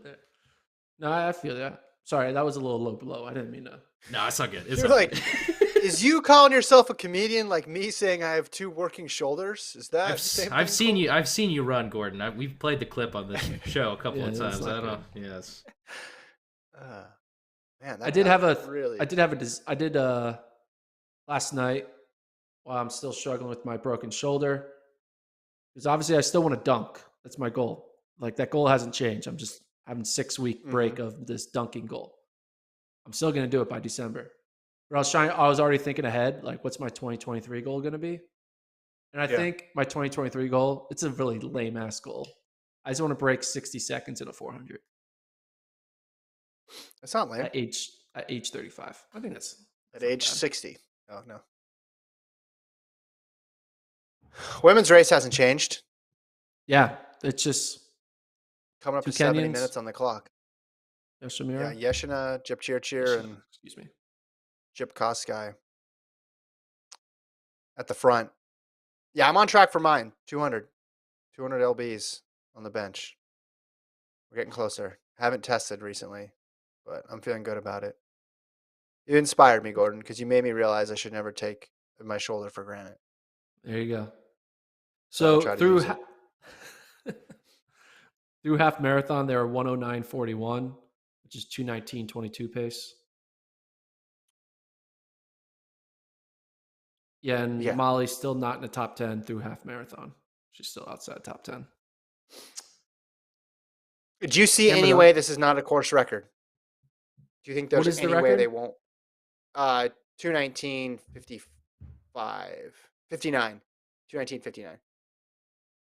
Do I see any way it's not a course record? Yes, I do Yeah. see a way it's not a course record. I don't think they're smashing it right now. I mean, they are, but like the problem with the Boston Marathon with split projections is because of the like Heartbreak Hill and different moments and Yeah. early downhill in the beginning. Sometimes it's hard to predict truly what their actual estimated finish time is based off of the first half of the race. So I do think there's Yeah. this chance that could, slow up. But I don't think it's out of the question, though, that is the conversation for this next hour is more about not who's going to win. Well, obviously, that's still a conversation, but will they or won't they break the course record?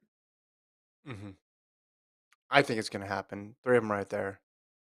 I think there's another move to be made. I think the whole going under 5 a couple times, just this basically a surge, little fartlek action. And then now they're reining it back in and getting ready for another move.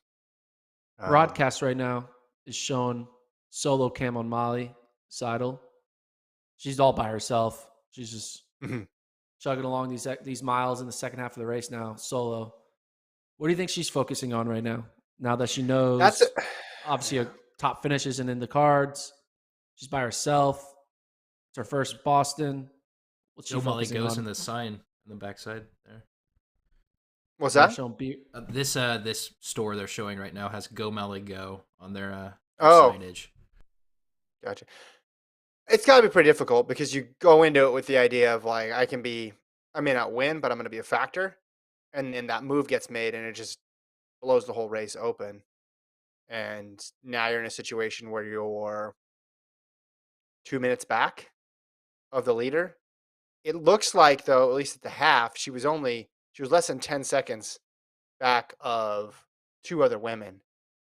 So try to latch on and just get through this tough spot.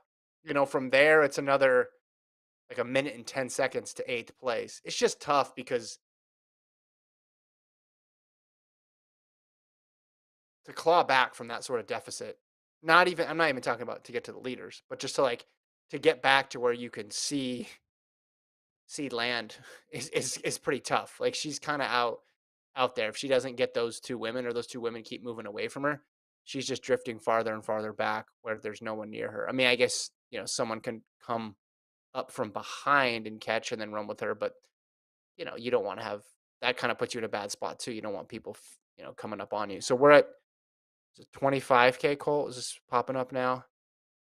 I'm not seeing Projected pace results is on it my side yet for on 25. the women 250 or 218.58 is the projection. Oh, yep, 25 is coming in right now. Yeah. When we did the preview of Boston Marathon, Hmm. was it Friday we did it? Yeah. Well, did we say how many men did we say would finish in the top 15? Did I say no men would finish in top 15 or just one? I thought you said one, and I Okay. said one would get in the top 10. Where do you think Albertson's finishing right now? Well, right now there's only one American in the top 20 because the other three Americans that were in that top group, Quebec, Iko Fano, and Montañez, have all fallen off the pace. So it's like, There's going to be there's DNFs though, Gordon. yeah, You DNF, got to. but 30K, we're coming up. It's just 10K to go, a little over 10K to go, 12K Mhm. to go. Yeah. So I don't know. I think there's a chance that we're only going to have one American in the top 15, which would be wild. It shows the depth. It shows that. Would it be? Would it be, or is No, this it's just what not happens when wild. you put? Yeah. This is a good. If you put Kipchoge here, right, and I'm sure there's a guy here, a guy there you could add, right, but it's tough to get everybody's schedule synced up and all the training synced up. But if you had, Kipchoge here, this would go down in history as one of the deepest, just with all the names that are involved. It's on par, if not right at what those London marathons have always been. Probably even better in a sense because from an American side, because you usually don't get the top Americans in London. You do get them here. There's a lot of I mean, what and all the experience too. All those former champions coming back. They know the course. But you're right. I'm seeing though. You said Oh, wait. Quebec wasn't in there. Yeah, Quebec's not Quebec's in there. in He is there. in there. I take that Yeah. back. So there's Sorry. two I thought he fell Americans. off. It's two Americans. Yeah. He's leading the freaking race. Sorry. I'm sorry. Wrong, Gordon. I was Yeah. off. Well, I say that now. I don't think he's leading the race anymore. But whatever. He's in that group. So there's, Yeah, he's running the Army kit. yeah, 15 or so in there. By the way, if you're interested in the WCAP program, watch Gordon's film from 4 years ago, 5 years ago.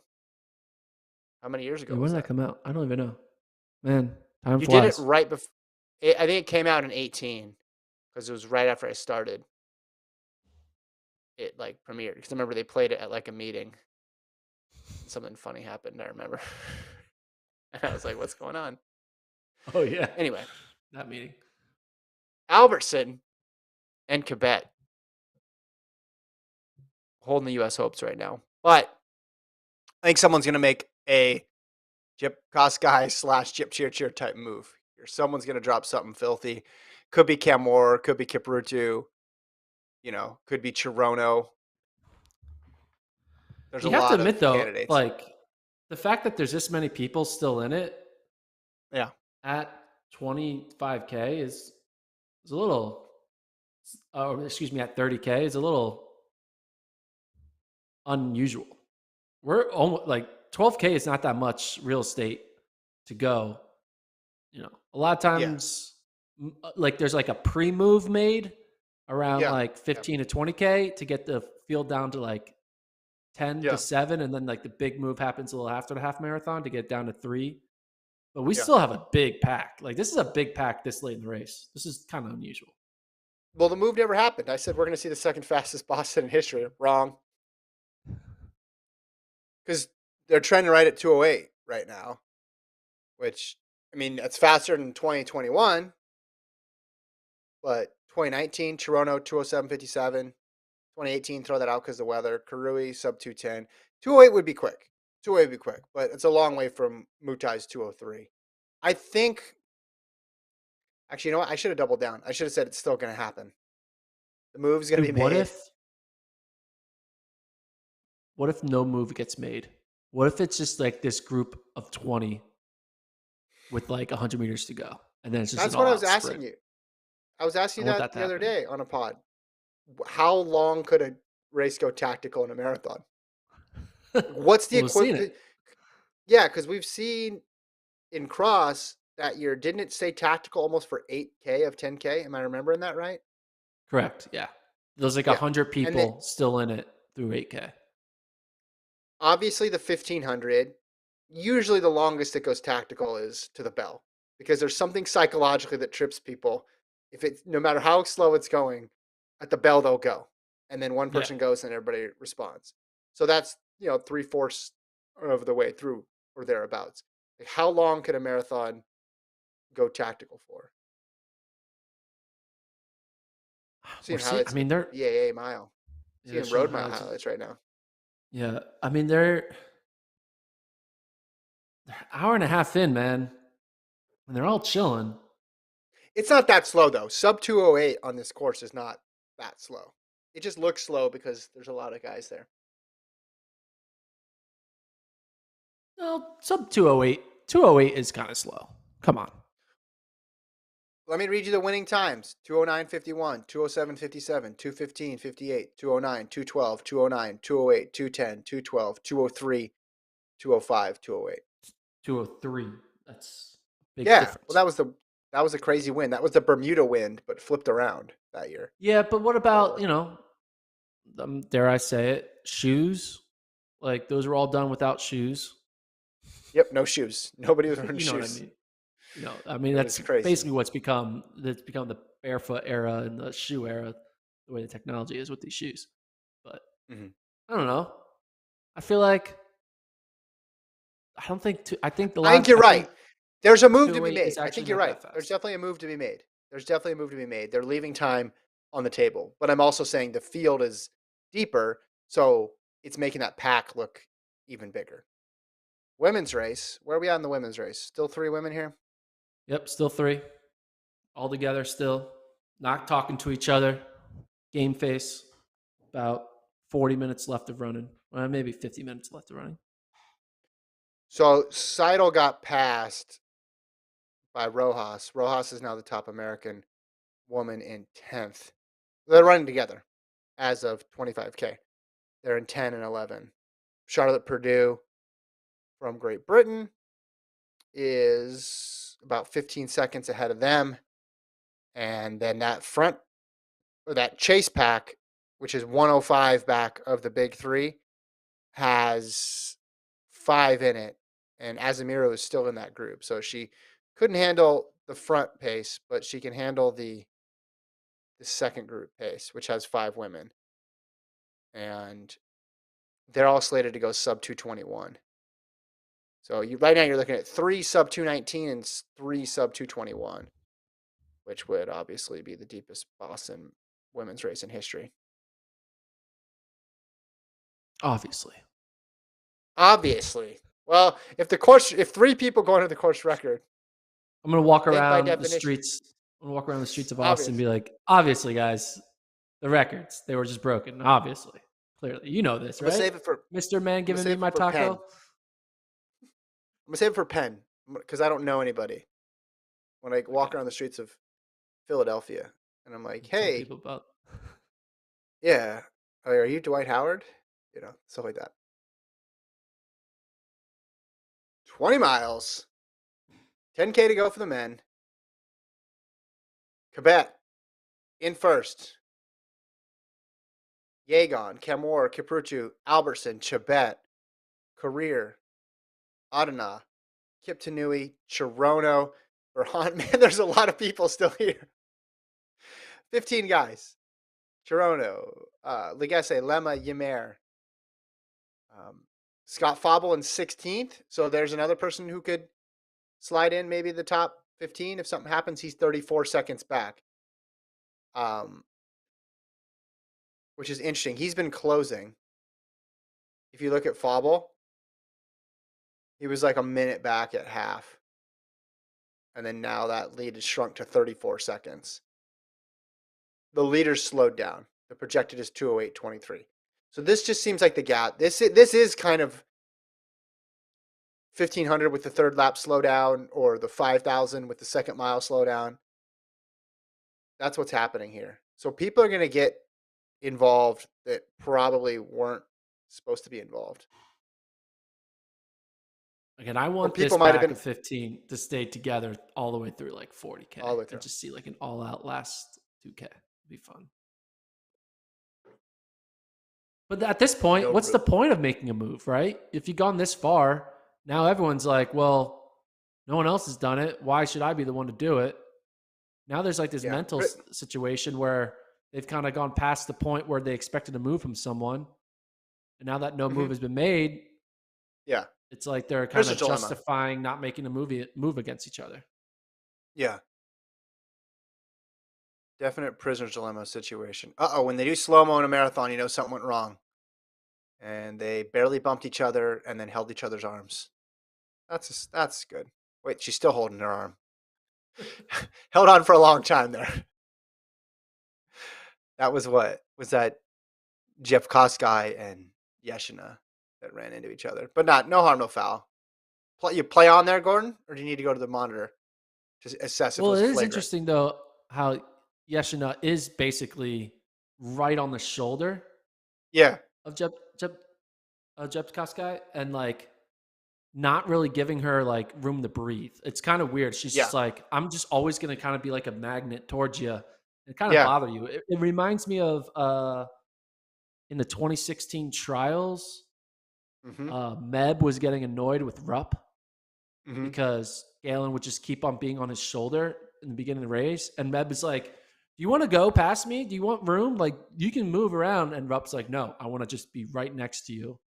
And like Meb was starting to get a little annoyed because it's like, hey, man, like, it's a big road, is what he said. It's a big 20-foot wide road, and you're right on my ass. But I mean, that's racing for you. I mean, he's doing it for a reason. So yeah, he's like clipping his heels, basically. Yeah.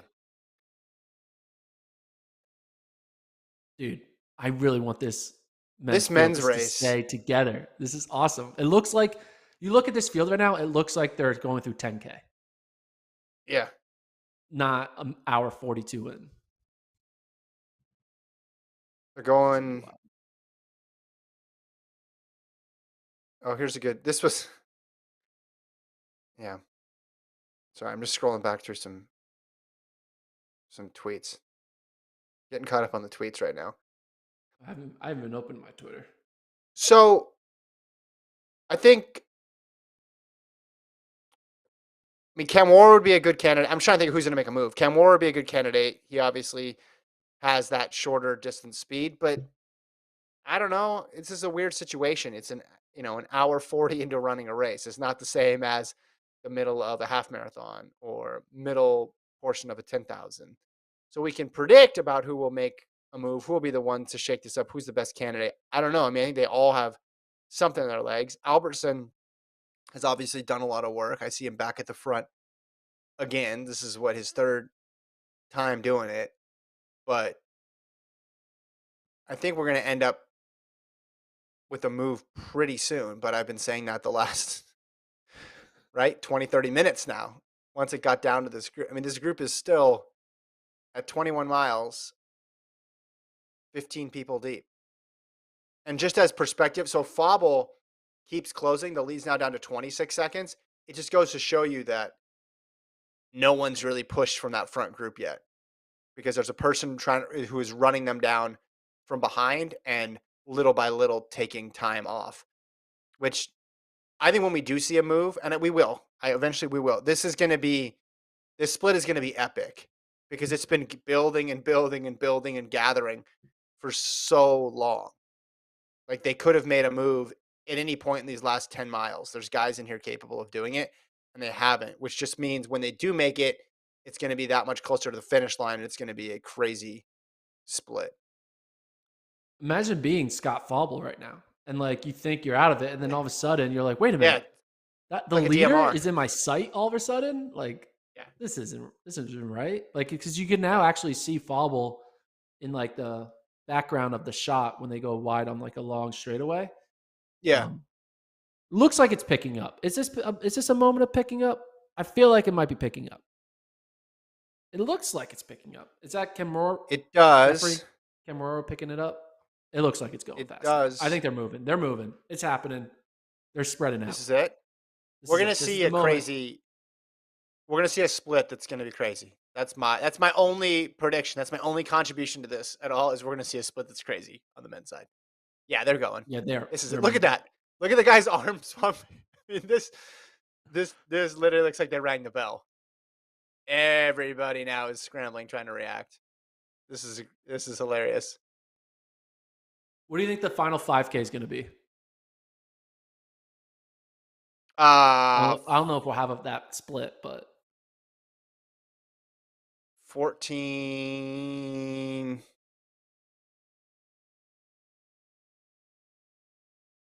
30. 14. I don't know. No, is that? I don't know. I think we get like a 14-10. They are moving. Yeah, this is like. All right, I'm changing my. Okay. Sprinting. All right, I'm changing my prediction. 12:58. Oh my goodness! They're like straight. They moved into Diamond League 5000 mode. Look at this, like a straight line. So Albertson's out the back. Oh my goodness, that just happened all of a sudden. This is like boom. I mean, forget mile split. I want that like 400 split. What was that? Yeah, they're moving. That was crazy. What's that? So that's 30 or 35? No, not yet. We just went through 35. Okay. So that's not going to tell us anything. Yeah. Because this is a moment where you wish you had the mile by mile splits. Yeah. Well, someone's gonna tweet it out. Yeah, someone will have it in the media room. But it is just wild. Waiting to hit that. I kind of wish they would have kept it going. I wanted to get to like the 2-hour mark and still 15 guys jogging. That's what I wanted. But you legit wanted to see a 13:03 final 5K. Yeah, I wanted to see like a 4:10 last mile. Mm-hmm. Something crazy. So is that Evans, Chebet up there, and Gabriel Gaye of Tanzania in second.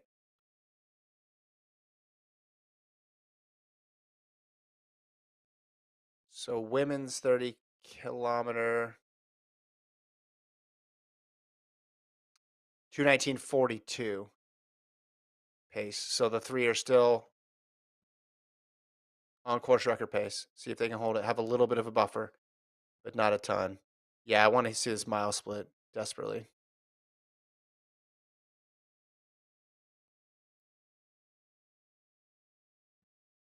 Coming off the hills too, you're gonna get a little bit of downhill. And let's see. I need to look up. I need to do some googling on here. Some stats, Gordon. So what's that? We're putting up. It's at 30K for the women. So Gabriel Gay, he's run 59:42 for the half, 2:04:55 for the marathon. That was Milan, which is a fast course, May 2021. And he's got, was that his debut? No, then he DNF'd. He got sixth with a 2:04:55, Gordon.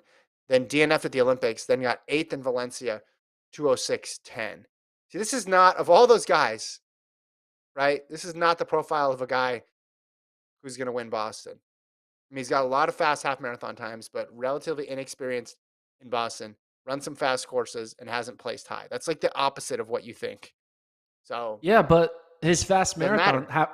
his fast Doesn't half matter. marathon time is now good enough to win it based on the way this race played out, right? If they're Yeah. gonna turn into a final 10K, final 5K type race, and you're a sub 60 half marathoner, you got some speed.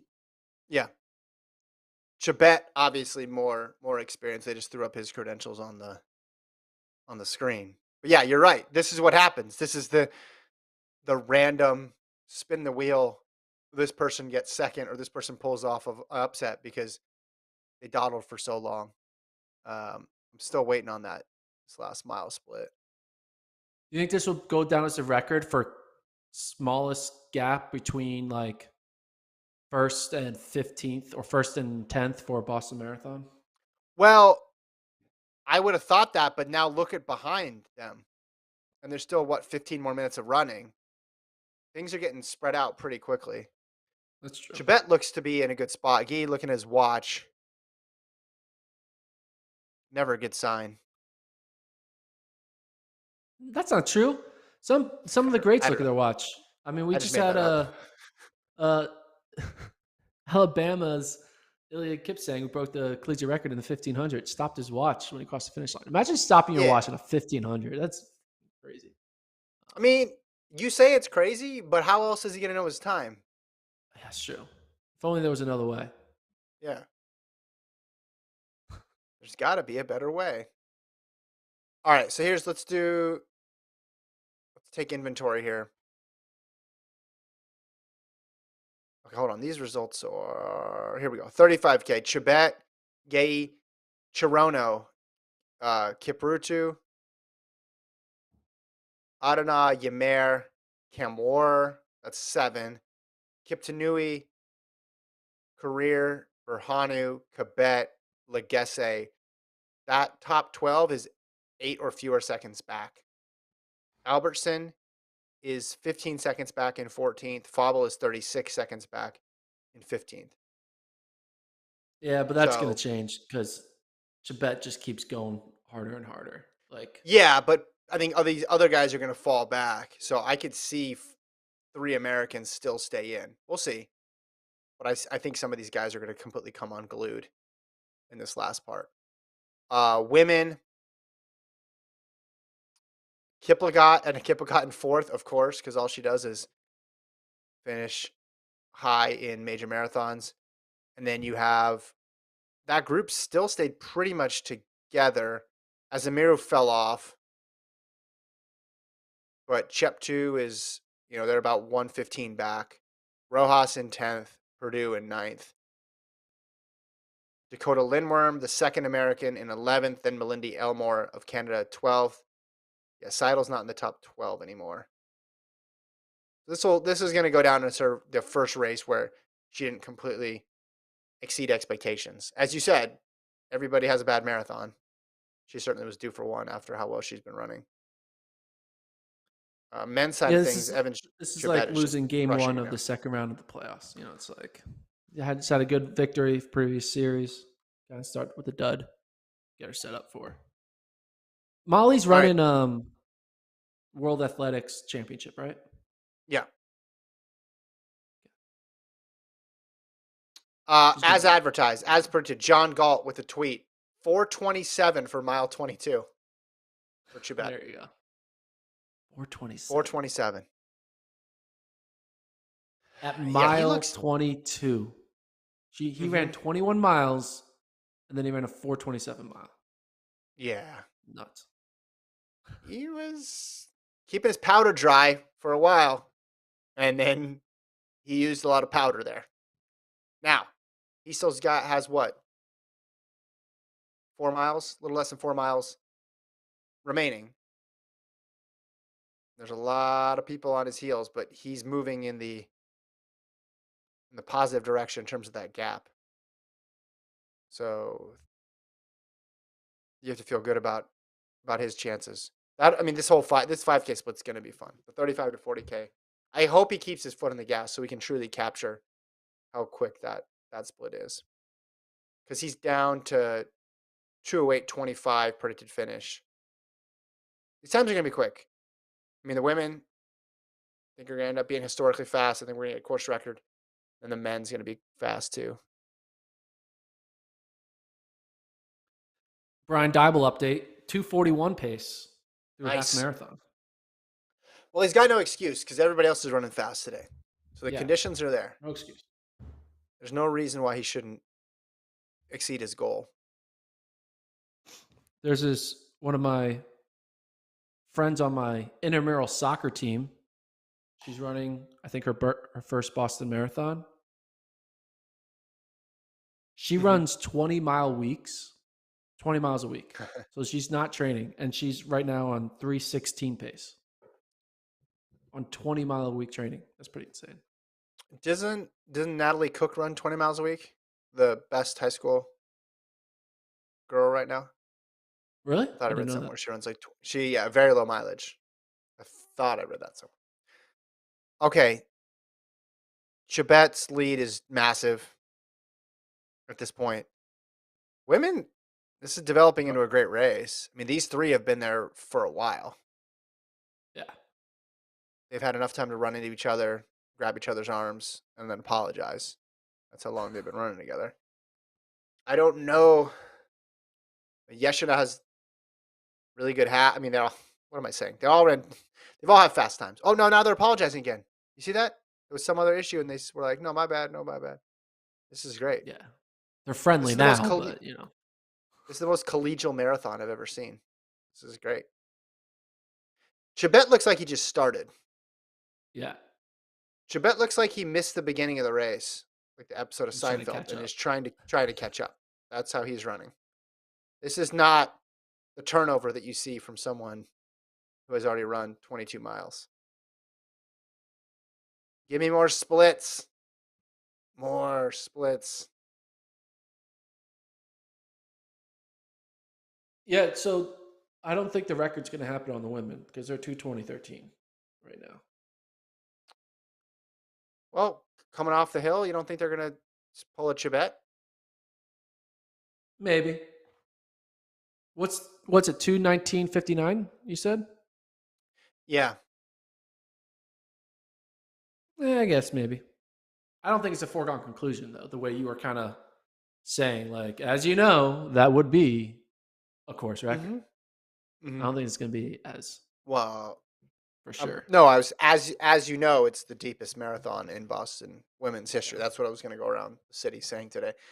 Well, the men, if they hold it together, you got Quebec projected at 2:08:30, Albertson projected at 2:08:40, and Fauble projected at 2:09:08, which are really I think good that's going to times for all change of them. massively at 40K because I think those splits were right before the move. Yeah, but the move is him going fast. I don't know if the move is them slowing off the pace that much. You could be right, but Yeah, but I think everyone is. I think just everyone got wildly different pacing over the past 2 to 3 miles. That we're gonna have a wildly different. Yeah, I just so Quebec's PB is I'm saying nothing 211. right now. I'm Faubles, all over the place. yeah, just stop. So I'll Quebec's stop. PB is 211. Fauble 209 high. So those would be PBs for both of those gentlemen, and then it would obviously be a PB for Albertson because he's 211.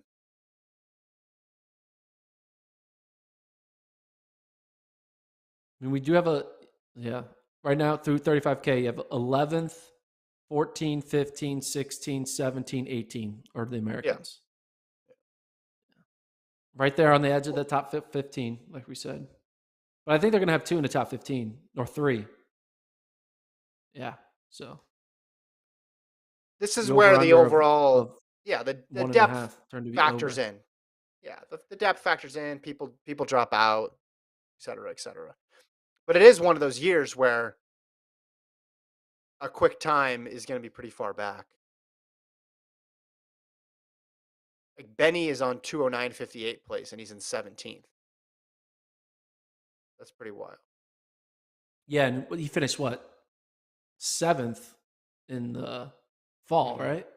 Mm-hmm. Probably with the Well, similar time. even someone like Jared Ward, right?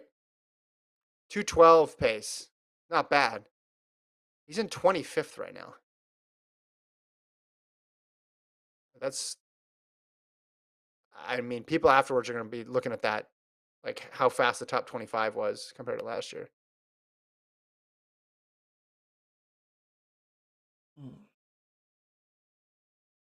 Starting to get some shoulder fatigue in this podcast. Not gonna lie. I So took off my sling, trying to use my own strength to keep my shoulder up.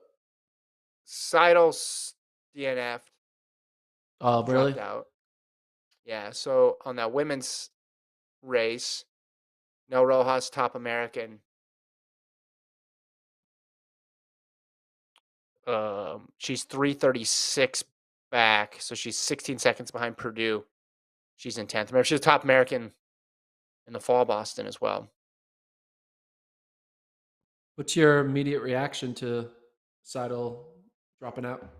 Yeah, you can't nail every single marathon. It is tough to get the preparation right and the race itself right. I don't know if strategically she made a mistake or was a preparation thing. We'll find that out after when she talks to the media, just because she's been so solid previously. But she was running under control, it seemed, right? I mean, it's not as if she covered the move when they went 508 and you're like, oh, okay, shouldn't have done that. So I don't know, just sometimes it doesn't all work out. I still think she's, if they run another marathon in 3-4 months, I think she's the best pick for the Americans right now. And I say that knowing that D'Amato has the American record, knowing, um, Sisson and Hall, et cetera, like how good that group is. I would still bet on Molly going forward. Yeah, no. I guess I guess she's going to learn from it, right? Because she's, like we said, she was 4 for 4. She never had a bad race. And now she had her first bad race. And you want to know how you rebound from your first bad race. Mm-hmm. Do you go into, what's the word? Tumble? No, what's the phrase? Rolling? I have trouble sometimes printing your phrases. I'll say this: Tailspin? if she had just, Tailspin. if this was just her second marathon, then you'd say, oh well, 50% success rate. First one was great. Yeah. This one wasn't. What do you do? But you don't do well that many times in a marathon for that not to be the trend. Yeah. 80% success rate. She is a great all-star. marathoner. Yeah, she's a great marathoner. Trials, debut, delivered. London ran well. She gets the bronze in the Olympics, then runs well in New York City. You don't do that by accident. Molly Seidel will be just fine. Chibet is fine. So at 40K, Scott Fauble has moved all the way up into 10th. Quebec's still in 9th. So we have 2 men now in the top 10 on the U.S. side. Jeffrey Kimura has fallen out from the top 5. Yeah. Now he's outside the top 10. Chibet had an 18-second lead with a mile to go. It goes Chibet, Chirono, Cabruto, Gay. Those are your top 4. Likely going to be that order unless Chirono gets caught by Cabruto, but Chibet's going to win that 18-second lead in that final mile. 5th with a mile to go is Ymir of Ethiopia. 6th with a mile to go is Adana from Ethiopia. Be interesting to see where Fauble and Quebec are with a mile to go because they both cracked the top 10 at 40K, and we'll see where they are at the mile to go mark. But Americans, I mean, for only having 2 in that top 15 and then a big move and for people to fall off, and now Fauble has moved into 9th. He was not even in that group, and Fauble's going to finish in the top 10. That's fucking unbelievable. He ran a really Gordon's just cussing, his shoulders in pain. He ran a really smart race early on. Wasn't even in that pack and just bided his time and ran incredibly smart. Yeah, him and Quebec are 9th and 10th. And it looks like they have the lead. So, yeah, they're going to finish both in the top 10. Fauble probably won't catch Courier. Maybe. He's 9 seconds back with a mile to go. Courier is falling off. So, Fauble could sneak into 7th. I could see. No, Fauble could sneak into 8th. But he's definitely going to finish top 10. And I think we'll have 2 guys in the top 10 on the American side. Pretty wild finish here. 35K to 40K. Evans Chibet, 13:55, if my math is right. Ooh. Big 5K. Yeah. Where would that put you in terms of NCAA qualification? No, don't answer that question. It's not good, actually. I'll tell you that right now. 5K is nuts. Would not even be in the meet. All right, here we go. Evans Chibet is going to win this thing with a stirring close. What a run for him, man. That's a great call, Kevin. Great call. Stirring. Evan Chibet is going to win this thing with a stirring close. It was incredible. The amount of distance he put between. It's like a boom goes a dynamite move. Everybody was waiting for a move. Everybody knew it was going to happen, but no one could counter it at all. It's pretty remarkable. Like, he's obviously one of the guys to beat, but he made everybody else look like they were running a different race. I thought it was remarkable, the way he was able to shut everybody down that quickly. What's he going to run? 202 pace? No, not 207 pace. Got my 7s. Great call, Gordon. Good. My 7s and my 2s mixed up. Do you think is he gonna close hard and try to break 207, or is he gonna? Looks like he's chilling all out there. I don't know. Was it 207? What's his time gonna be? Can't back off after everything that he's done leading up to that. What's the clock say? Oh yeah, he's gonna break 207, so he closed pretty well. 206.50 there unofficially. Had a good final mile. So now 206.50. That ends up being the third quickest winning time. Yeah, third quickest winning time in history. 206.51 for Chibet. Then we got the rest of the crew coming through. Here we go.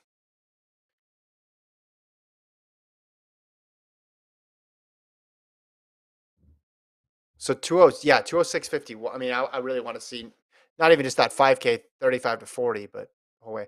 Chirono, another good run for him. This guy is uber consistent.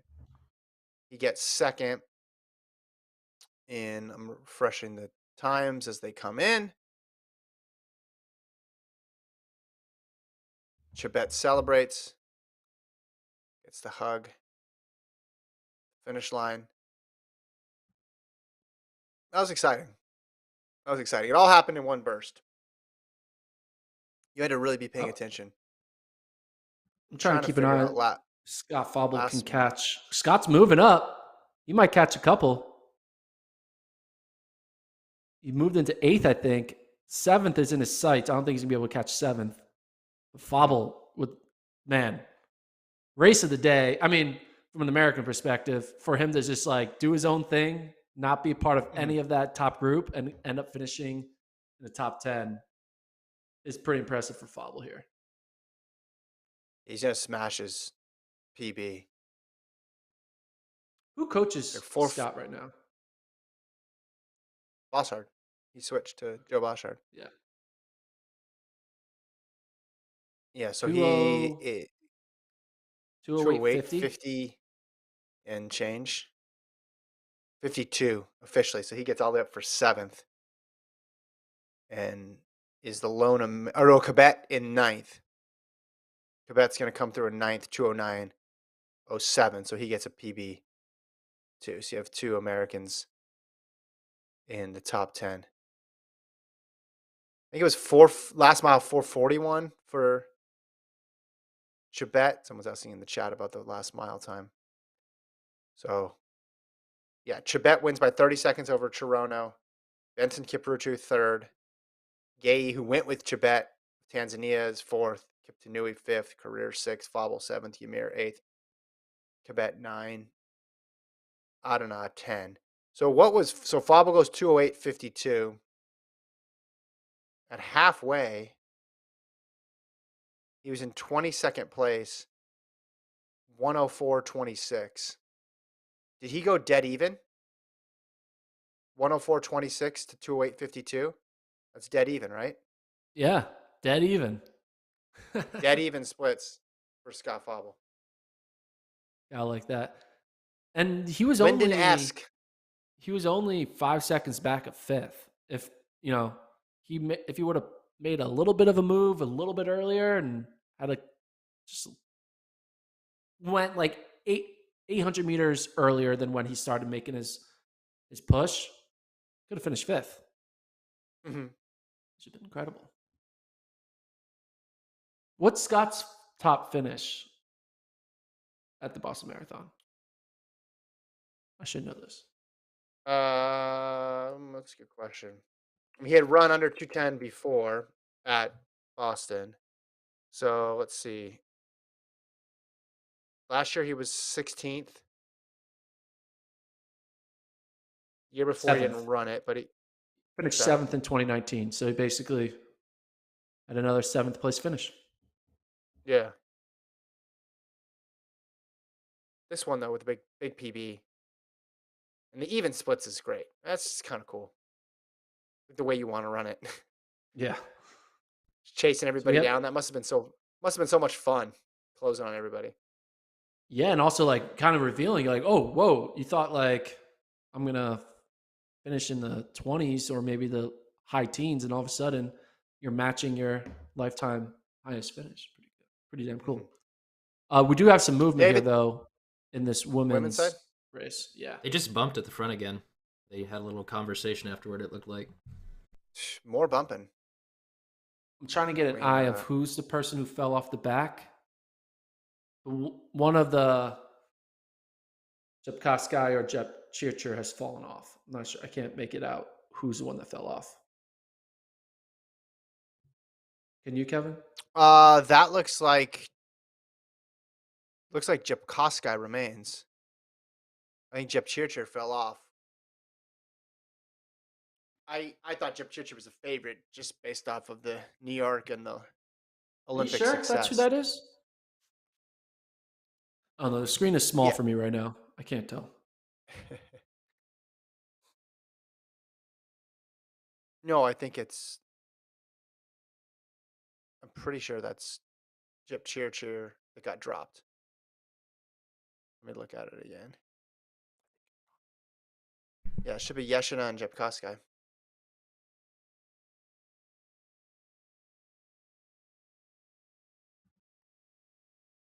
Bib number 112. That's not one of the Yeah, so options. that's 102. Yeah, it was Jep Koskei got dropped, not Jep Churcher. You sure? Yeah.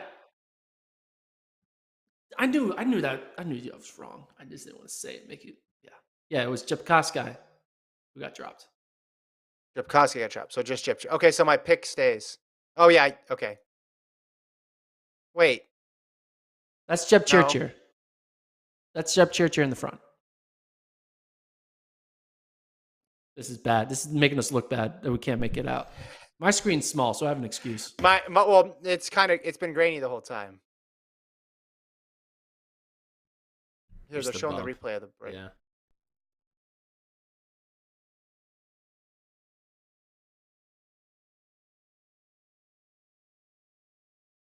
Just Oh, silence man, I'm now. right. I'm right. Are you right? That's Chip Chirchir getting dropped. Yeah, I'm right. I don't know. Maybe the Right. numbers are different or something. Maybe they've switched bibs. All right. Fair enough. Yeah, hold on. Where's the split? I think you're wrong. They're in but between maybe you're 35 right. and 40. Press They 1 if look Gordon's very right. similar from We're afar. in this- And their bibs have the same length, same bit. No, but if the bib, hold on. If they can stay on the shot. That's You're right, though, it 102. says- That's 102 in the front. Yes, Yeah. I'm right. Oh my goodness. No, Jep Churcher dude, is in the front. Jep Koskei got dropped. Jep Koskei got dropped, not Jep Churcher. Okay, you're right. You're right. Okay, thank you. Yeah. So it's Jeb Churcher and Yeshane. Biggest bomb in Kevin's career. Yeah, that was a big fail my man fault. there. My fault. Big L. Look, no, like it's San Antonio not making the playoffs for the past 3 years. It's all right. Let's keep it rolling, Gordon. Prediction here. You got to go with Jep Churcher because one, I picked her to medal at the Olympics and she won gold. And so I also predicted that she's the one that did not get dropped, unlike you incorrectly predicted. So I'm going to go on my hot streak. I'm going to go with her for the win. Love it. Absolutely love it. I mean, they're still trying to keep clear of each other. I mean, It is interesting, though. It is interesting. They're the ones that were kind of tussling, and they're the ones also that pull away. So yeah, they've just been kind of, what's the word? I don't know. Sorry, I'm losing my brain is getting all mumble jumbled right now. I've been talking too long, so I'm just gonna stop. I'll let you take the lead, Kevin. just silence the whole way. Let's just do a silent podcast for the next 12 minutes, and then we'll get out of here. What's the chat saying? Is the chat reacting right now? What's the chat saying? They want to know my take on Abby Steiner. Chat says, "What is Gordon drinking?" And then David says, "Boston times don't count." Yeah, I mean they don't count for record purposes, but it's what does that even mean? Don't count. PRs. I'm gonna count it as PR. Point. Are you telling me all that stuff? If you go to Boston and you run your fastest time you've ever run, you're not going to walk around the streets and be like, "That's what I ran"? No, whoever says your time doesn't count. I mean, I get it for record purposes, but it counts in my mind. Well, the course is hard too. That's the tricky part. I get it, point to point, net downhill, all that stuff, but it is hilly. Now, can it be super fast? Yeah, we saw that with the year with Mutai in 203.02. Is it usually like that? No, because it takes that perfect wind. But I would count it. I count it. It was annoying there for a couple of years, though, when Mutai had the record, but we couldn't say he had the record. You had to say the fastest. Like non-Boston time, yeah. Yeah, the fastest non-Boston time in history, and his is the fastest. The fastest any man has run a marathon. You could say that, but you couldn't say world record. It was annoying. Shoulder to shoulder. What's the time projection? Time projection is, well, it's going to be hard to tell. I mean, right now it's 2:20:46, but again, that was right before the move. So it's going to be faster than that. It'll probably be around the 2:20:20 range, I would guess. But we'll find out when it gets to 40K. Because they cross that 156.46. So they're going to hit 40K soon here in a minute or so. And we'll kind of get a better idea. But they're neck and neck. It's looking good. I mean,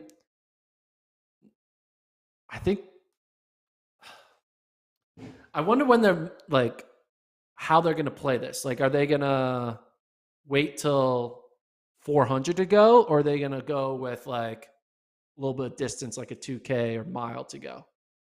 Like, when there's only two people, you're less likely to want to make it that bold of a move because you're not trying to break away from a pack. You're just trying to break away from one person.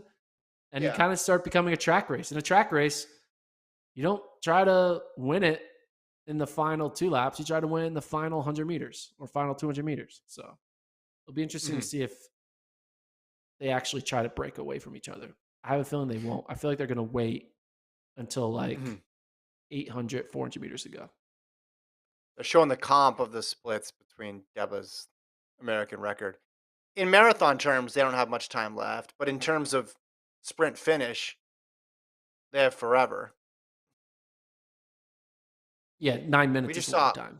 Yeah. Well, we just saw one Rotterdam a couple weeks ago where there was in the men's race a kick finish, and it was legitimately late in the race. It would have been late even for a race on the track.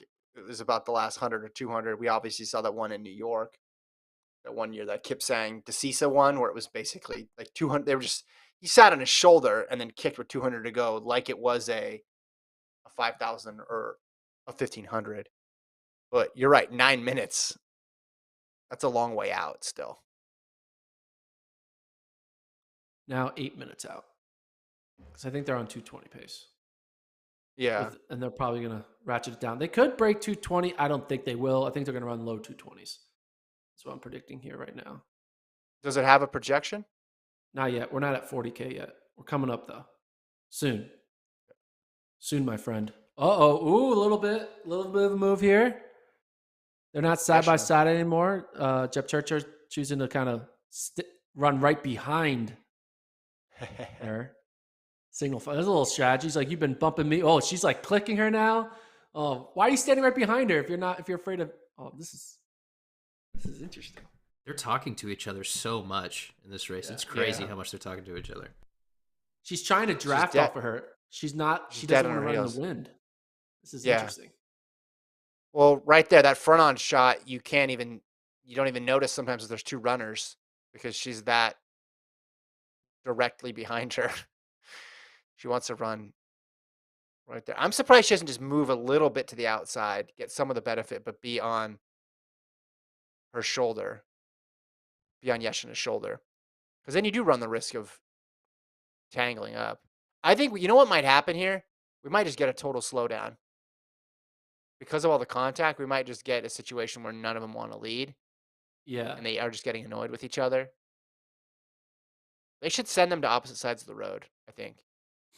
If this was, are you saying we need lanes? Racing, we need lanes in marathon running. Everyone needs their own lane. If this was like F1, which apparently just make up the rules randomly towards the end of races, I'd wave a certain flag and then I would just point to either side and say, "You on that side, you on that side, go." No more. Just got a 40K split. All right. So they have slowed down. They're on 221 pace now. At 40K. Man, another bad prediction for me. You're just taking a lot of L's. I do like the strategy that Jep Churcher is doing here, though. That she's just like, all right, I'm just gonna sit on your heels. She's just staring at her lower back, probably staring at her butt, just like boom, like just don't be distracted. Just like focus on the thing in front of me and don't let it get more than a few, feet away. And she's kind of like brainwashing herself or like hypnotizing herself. Hey, just stay on it. And then when you see the finish line, go,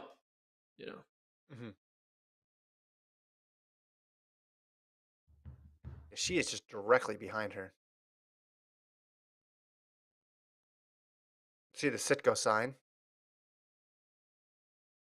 Yeah, so Deba's 35 to 40K split was 16:16. They ran 16:55. All the last splits were slower. They had the potential to go a lot faster. But at least we're getting a good race out of it with Yeshina and Jib Churcher. All right, okay, now she's making a move. All right, so she swung out, and boom. Okay, there it is. Is there a response? Can she respond? She's not responding. She got this. I don't know. Give it another 30 seconds. We'll see. Looks like she's running away from her. Yeah, she got 4 minutes to go. Less than 4 minutes to go. Yeah. It's a long way to hold it. Yeshina did the tell. She looked behind her, looked at the watch. See, that's the kiss of death. You look behind Anne, you look at the watch. Could that have been the white flag, Gordon? That's all she wrote. Yep. 4 minutes to go. The lead is growing. She's looking over her shoulder, making sure she secured second, looking at her watch every 4 seconds. Jeff Churcher, who you thought was falling off the pace, was going to win the whole damn thing. So even when I'm wrong, I'm right, is what you're saying? No, that's not what I'm saying, but okay, sure. Yeah. She's just good. She's just on a hot streak right now. The New York win. Olympic win.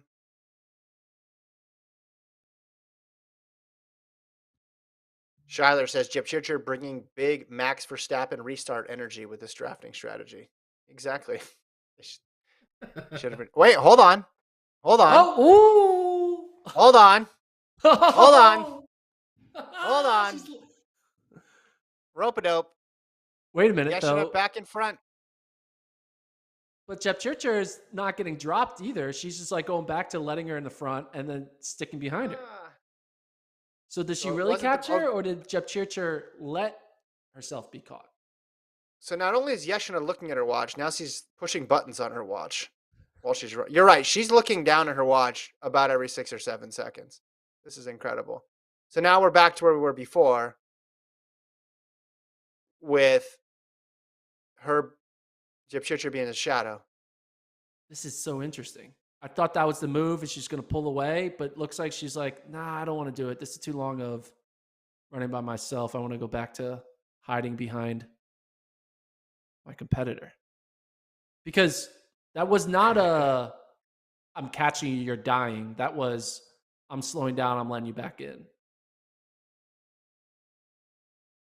Yeah, so we're in lockstep here. We've reverted to the status quo. Once you said, oh, she's got this, it's just 4 more minutes. I was thinking 4 minutes is a long time. So 2:18 on the clock. Yeshina in front. Jip Churcher right behind, running in her footsteps. Yeshina checking her watch frequently. I don't know. This is going to be a sprint finish. Are we just... Yeah, well... We're 90 seconds away. Yeah, are we going to see another move here from Jip Churcher? Just a similar play again, but this time down the final stretch. Oh no, Yeshina went too wide. Oh, I think Yeshina thought the course went straight. So Jip Koskai in the lead, although she just relinquished it though. She gave it right back. I don't know if it's because she's dying or she just doesn't want to lead at all until the very end, but Yeshina definitely went straight. Must be windy. Instead of making the turn. Oh man, this is a great race. This is a spectacular race. Yeshina right now looks a little bit more comfortable, but Jip Koskai just dead set on not leading. Oh, now she makes the turn. Okay. Jip Churcher makes a move. Can Yeshina respond? They are not breaking each other. One makes a move, the other one holds, the other one makes a move, the other one it's like back and forth now. Oh, here we go. Yeshina's got it. No, I don't know. She draws even. I don't know how many times you can do this. How many times can you go back and forth? We're going to have make sure they have a photo finish here. We might have a lean at the end. What a back and forth here. Okay, we're still locked in a tight battle, 1 and 2. Oh my gosh. I keep thinking someone's going to get dropped, and they keep matching each other. Yeshina Like looking around a whole bunch. Yeshina looks more Jepkoska, comfortable. Like definitely. Jepchirchir does not look comfortable, but she's staying in it. And as I say that, Jepchirchir is now going back to the lead. This is insane. But who has enough to put the other one away? It's like they get up front and then they just can't quite separate. This might be it. I don't know. Jeff Shear's just Yeah, yeah. flat out, man. They are both flat out at this point. Final stretch. Oh, can she hold on? I think she got it. Jepchirchir's got it. Oh Jeff man, Churcher, did she finally break her? I think she finally broke her. she broke her. What a That was a fun race. last mile. What a great last kilometer. Yeah. Another win in a major for Jepchirchir. What's she gonna And run? Yeshina, a great race to keep it close. I think they're just going to be outside 211, looks like. Yep. 221. Yeshina's second. Yeah. So let's click over to the finish. 22011. 22011, not 221. Excuse me. No, 22102. That's what they're in. 22102. There you go. So Perez Jepchirchir, the winner. Yeah. Throw out the course record. Who cares about the course record in that scenario? That was That was a more good finish. fun than having just a fast time by themselves. That was exciting. Imagine, this is what I think. You know how there's like live in-game betting in sports? Oh Imagine yeah, live that would have been in-game betting that race. that That would would have be been like a wild. roller coaster. Yeah, I would have just gone up and down with my bets a million times before I just settled on something. Yeah, because it looked like with that one move, you're right, with 4 minutes left, looked like she had it. And then when she got caught, looked like, okay, it's gonna be Yeshina's. And then when Yeshina didn't make the turn and Chip Koskai got the lead, you're like, all right, now that's the moment that it breaks. But they both had answers every single time. I mean, even what the final margin ended up being 4 seconds, 221.02, 221.06. So Nguji third, 221.32. Kiplagat, look up how many times she's been top five in a major. It's a long list, 221.40. She's only 38 seconds back. Ngiji of Kenya, 222.13. So Kenya has four of the top five. And looks like Cheptu is about to come across.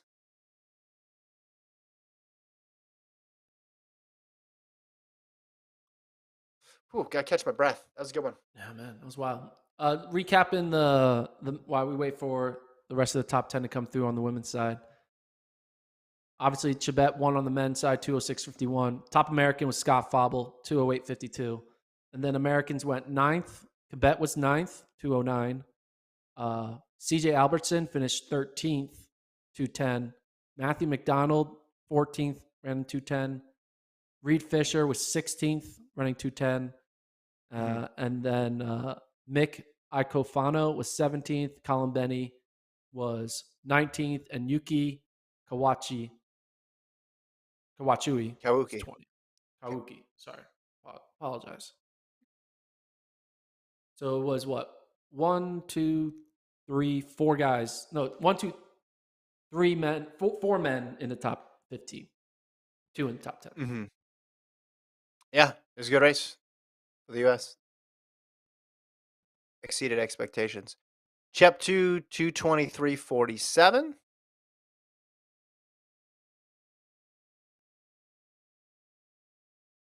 Looks like Looks Nell like, Rojas is going to be the top American. yeah, Steph yeah. Bruce slated right now to be the second American, and Des Linden slated to be the third American. This is Steph Bruce's final year, right? As a pro. Mm-hmm.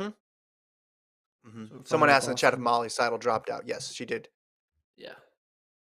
drop out. Interview with Chip Cheer. for the win. Yeah, waiting for the next person to come across. A little bit of a gap. And watch on the broadcast here. Jeff Churcher with the interview. How's Brian doing? How's our colleague Brian Dybel doing? Oh, I haven't checked. Did he make up any ground?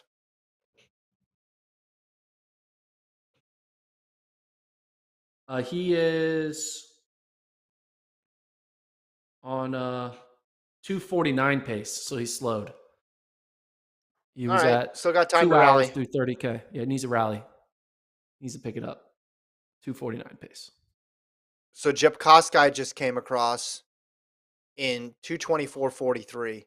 So she was with the leaders at 35K. So in the last 7K, she lost 3:42. As a Mero, who was up there early on, 2:17 runner, she ran 2:25:23. Charlotte Purdue gets ninth, 2:25:26. I think Rojas should be next.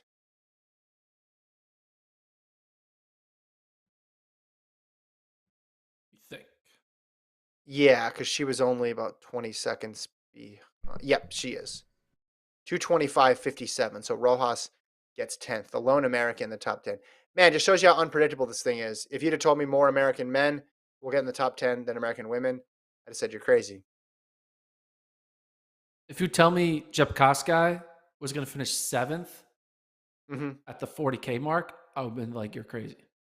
Yeah, that's true. That's true as well, too. Yeah. She got to finish 7th. I mean, just She fell off.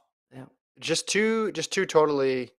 I mean, just the way the races played out, totally different. With the men being really tight, bunched up for a long time, then one big move, and then everybody tries to respond. Versus the women, where the move came much earlier, 3 breakaway, turns down into 2, and then just a complete epic back and forth between Jep Chirchir and Yeshina down the stretch. So I think, are we gonna? Let's see, how much longer are we gonna wait here to see people come through?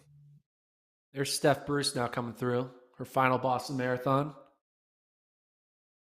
She's closing pretty hard. See what her time ends up being. I think she's going to finish in the top 15. She's like coming across the finish line now. So we'll see where Steph Bruce finishes. Again, Rojas was the top American in 10th. Mm-hmm. Then we'll see where 11th and 12th are. It's Melindy Elmore of Canada ahead of her. Is that 11 and 12? It should be 11 Yeah, I and think 12, it's right? 11 and 12. Yeah. So wait for the results update here, but I believe that was Steph Bruce finishing, 12th. Yep. So Elmore, Americans 220. 10th and 12th. Mm-hmm. All right. Well, Lyndon's coming across.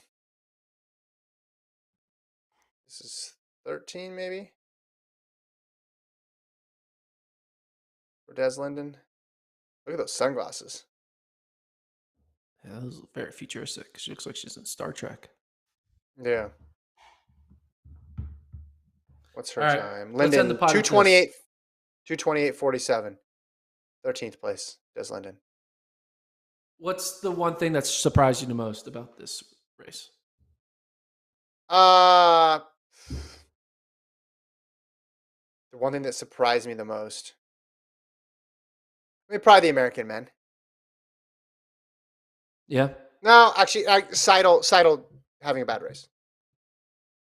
One of each, one positive, one negative. Yeah, I would agree with those. Outside of that, I think what surprised me the most was how close the women's race was. Mm-hmm. The fact that we didn't know who was going to win up until the final 50 meters. That was pretty cool. Mm-hmm. But yeah, I would agree with you. The American men and Molly not finishing were both my kind of because I went in there like American men aren't going to do well, and I went in there, Molly's going to do well, and then just the exact opposite happened. So Yeah.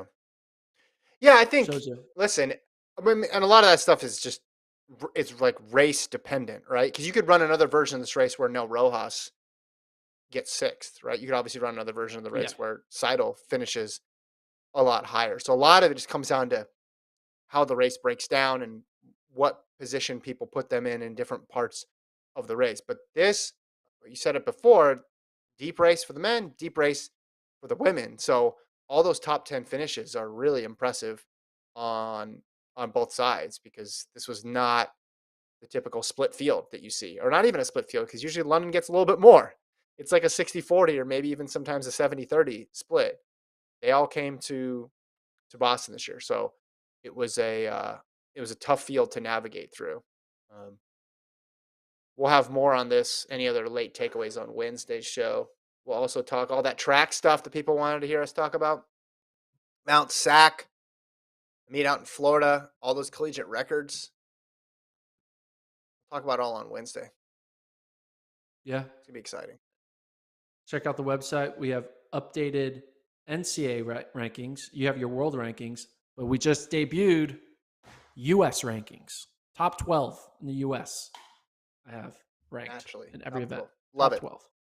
So Love it. And those are check Gordon's. it all So out. you get mad at Gordon. Yeah, if they're wrong, get mad at me. Colt, thanks for producing. He's our boy. Yeah. He's also a comedian. Thanks, guys. I don't care what anyone else says. He's a comedian to me. Thanks, Gordon. Yeah. And Check him thanks out for at the Laugh listening. Factory Yep. in New York City. He's open. Headlining. Opening for Joe Rogan. April 21st, 22nd, 23rd. Check out. Cool. That's it. All right. Yeah, We're good. that's it. Thanks for listening. Like, subscribe, do the whole thing. And we'll see you guys Wednesday.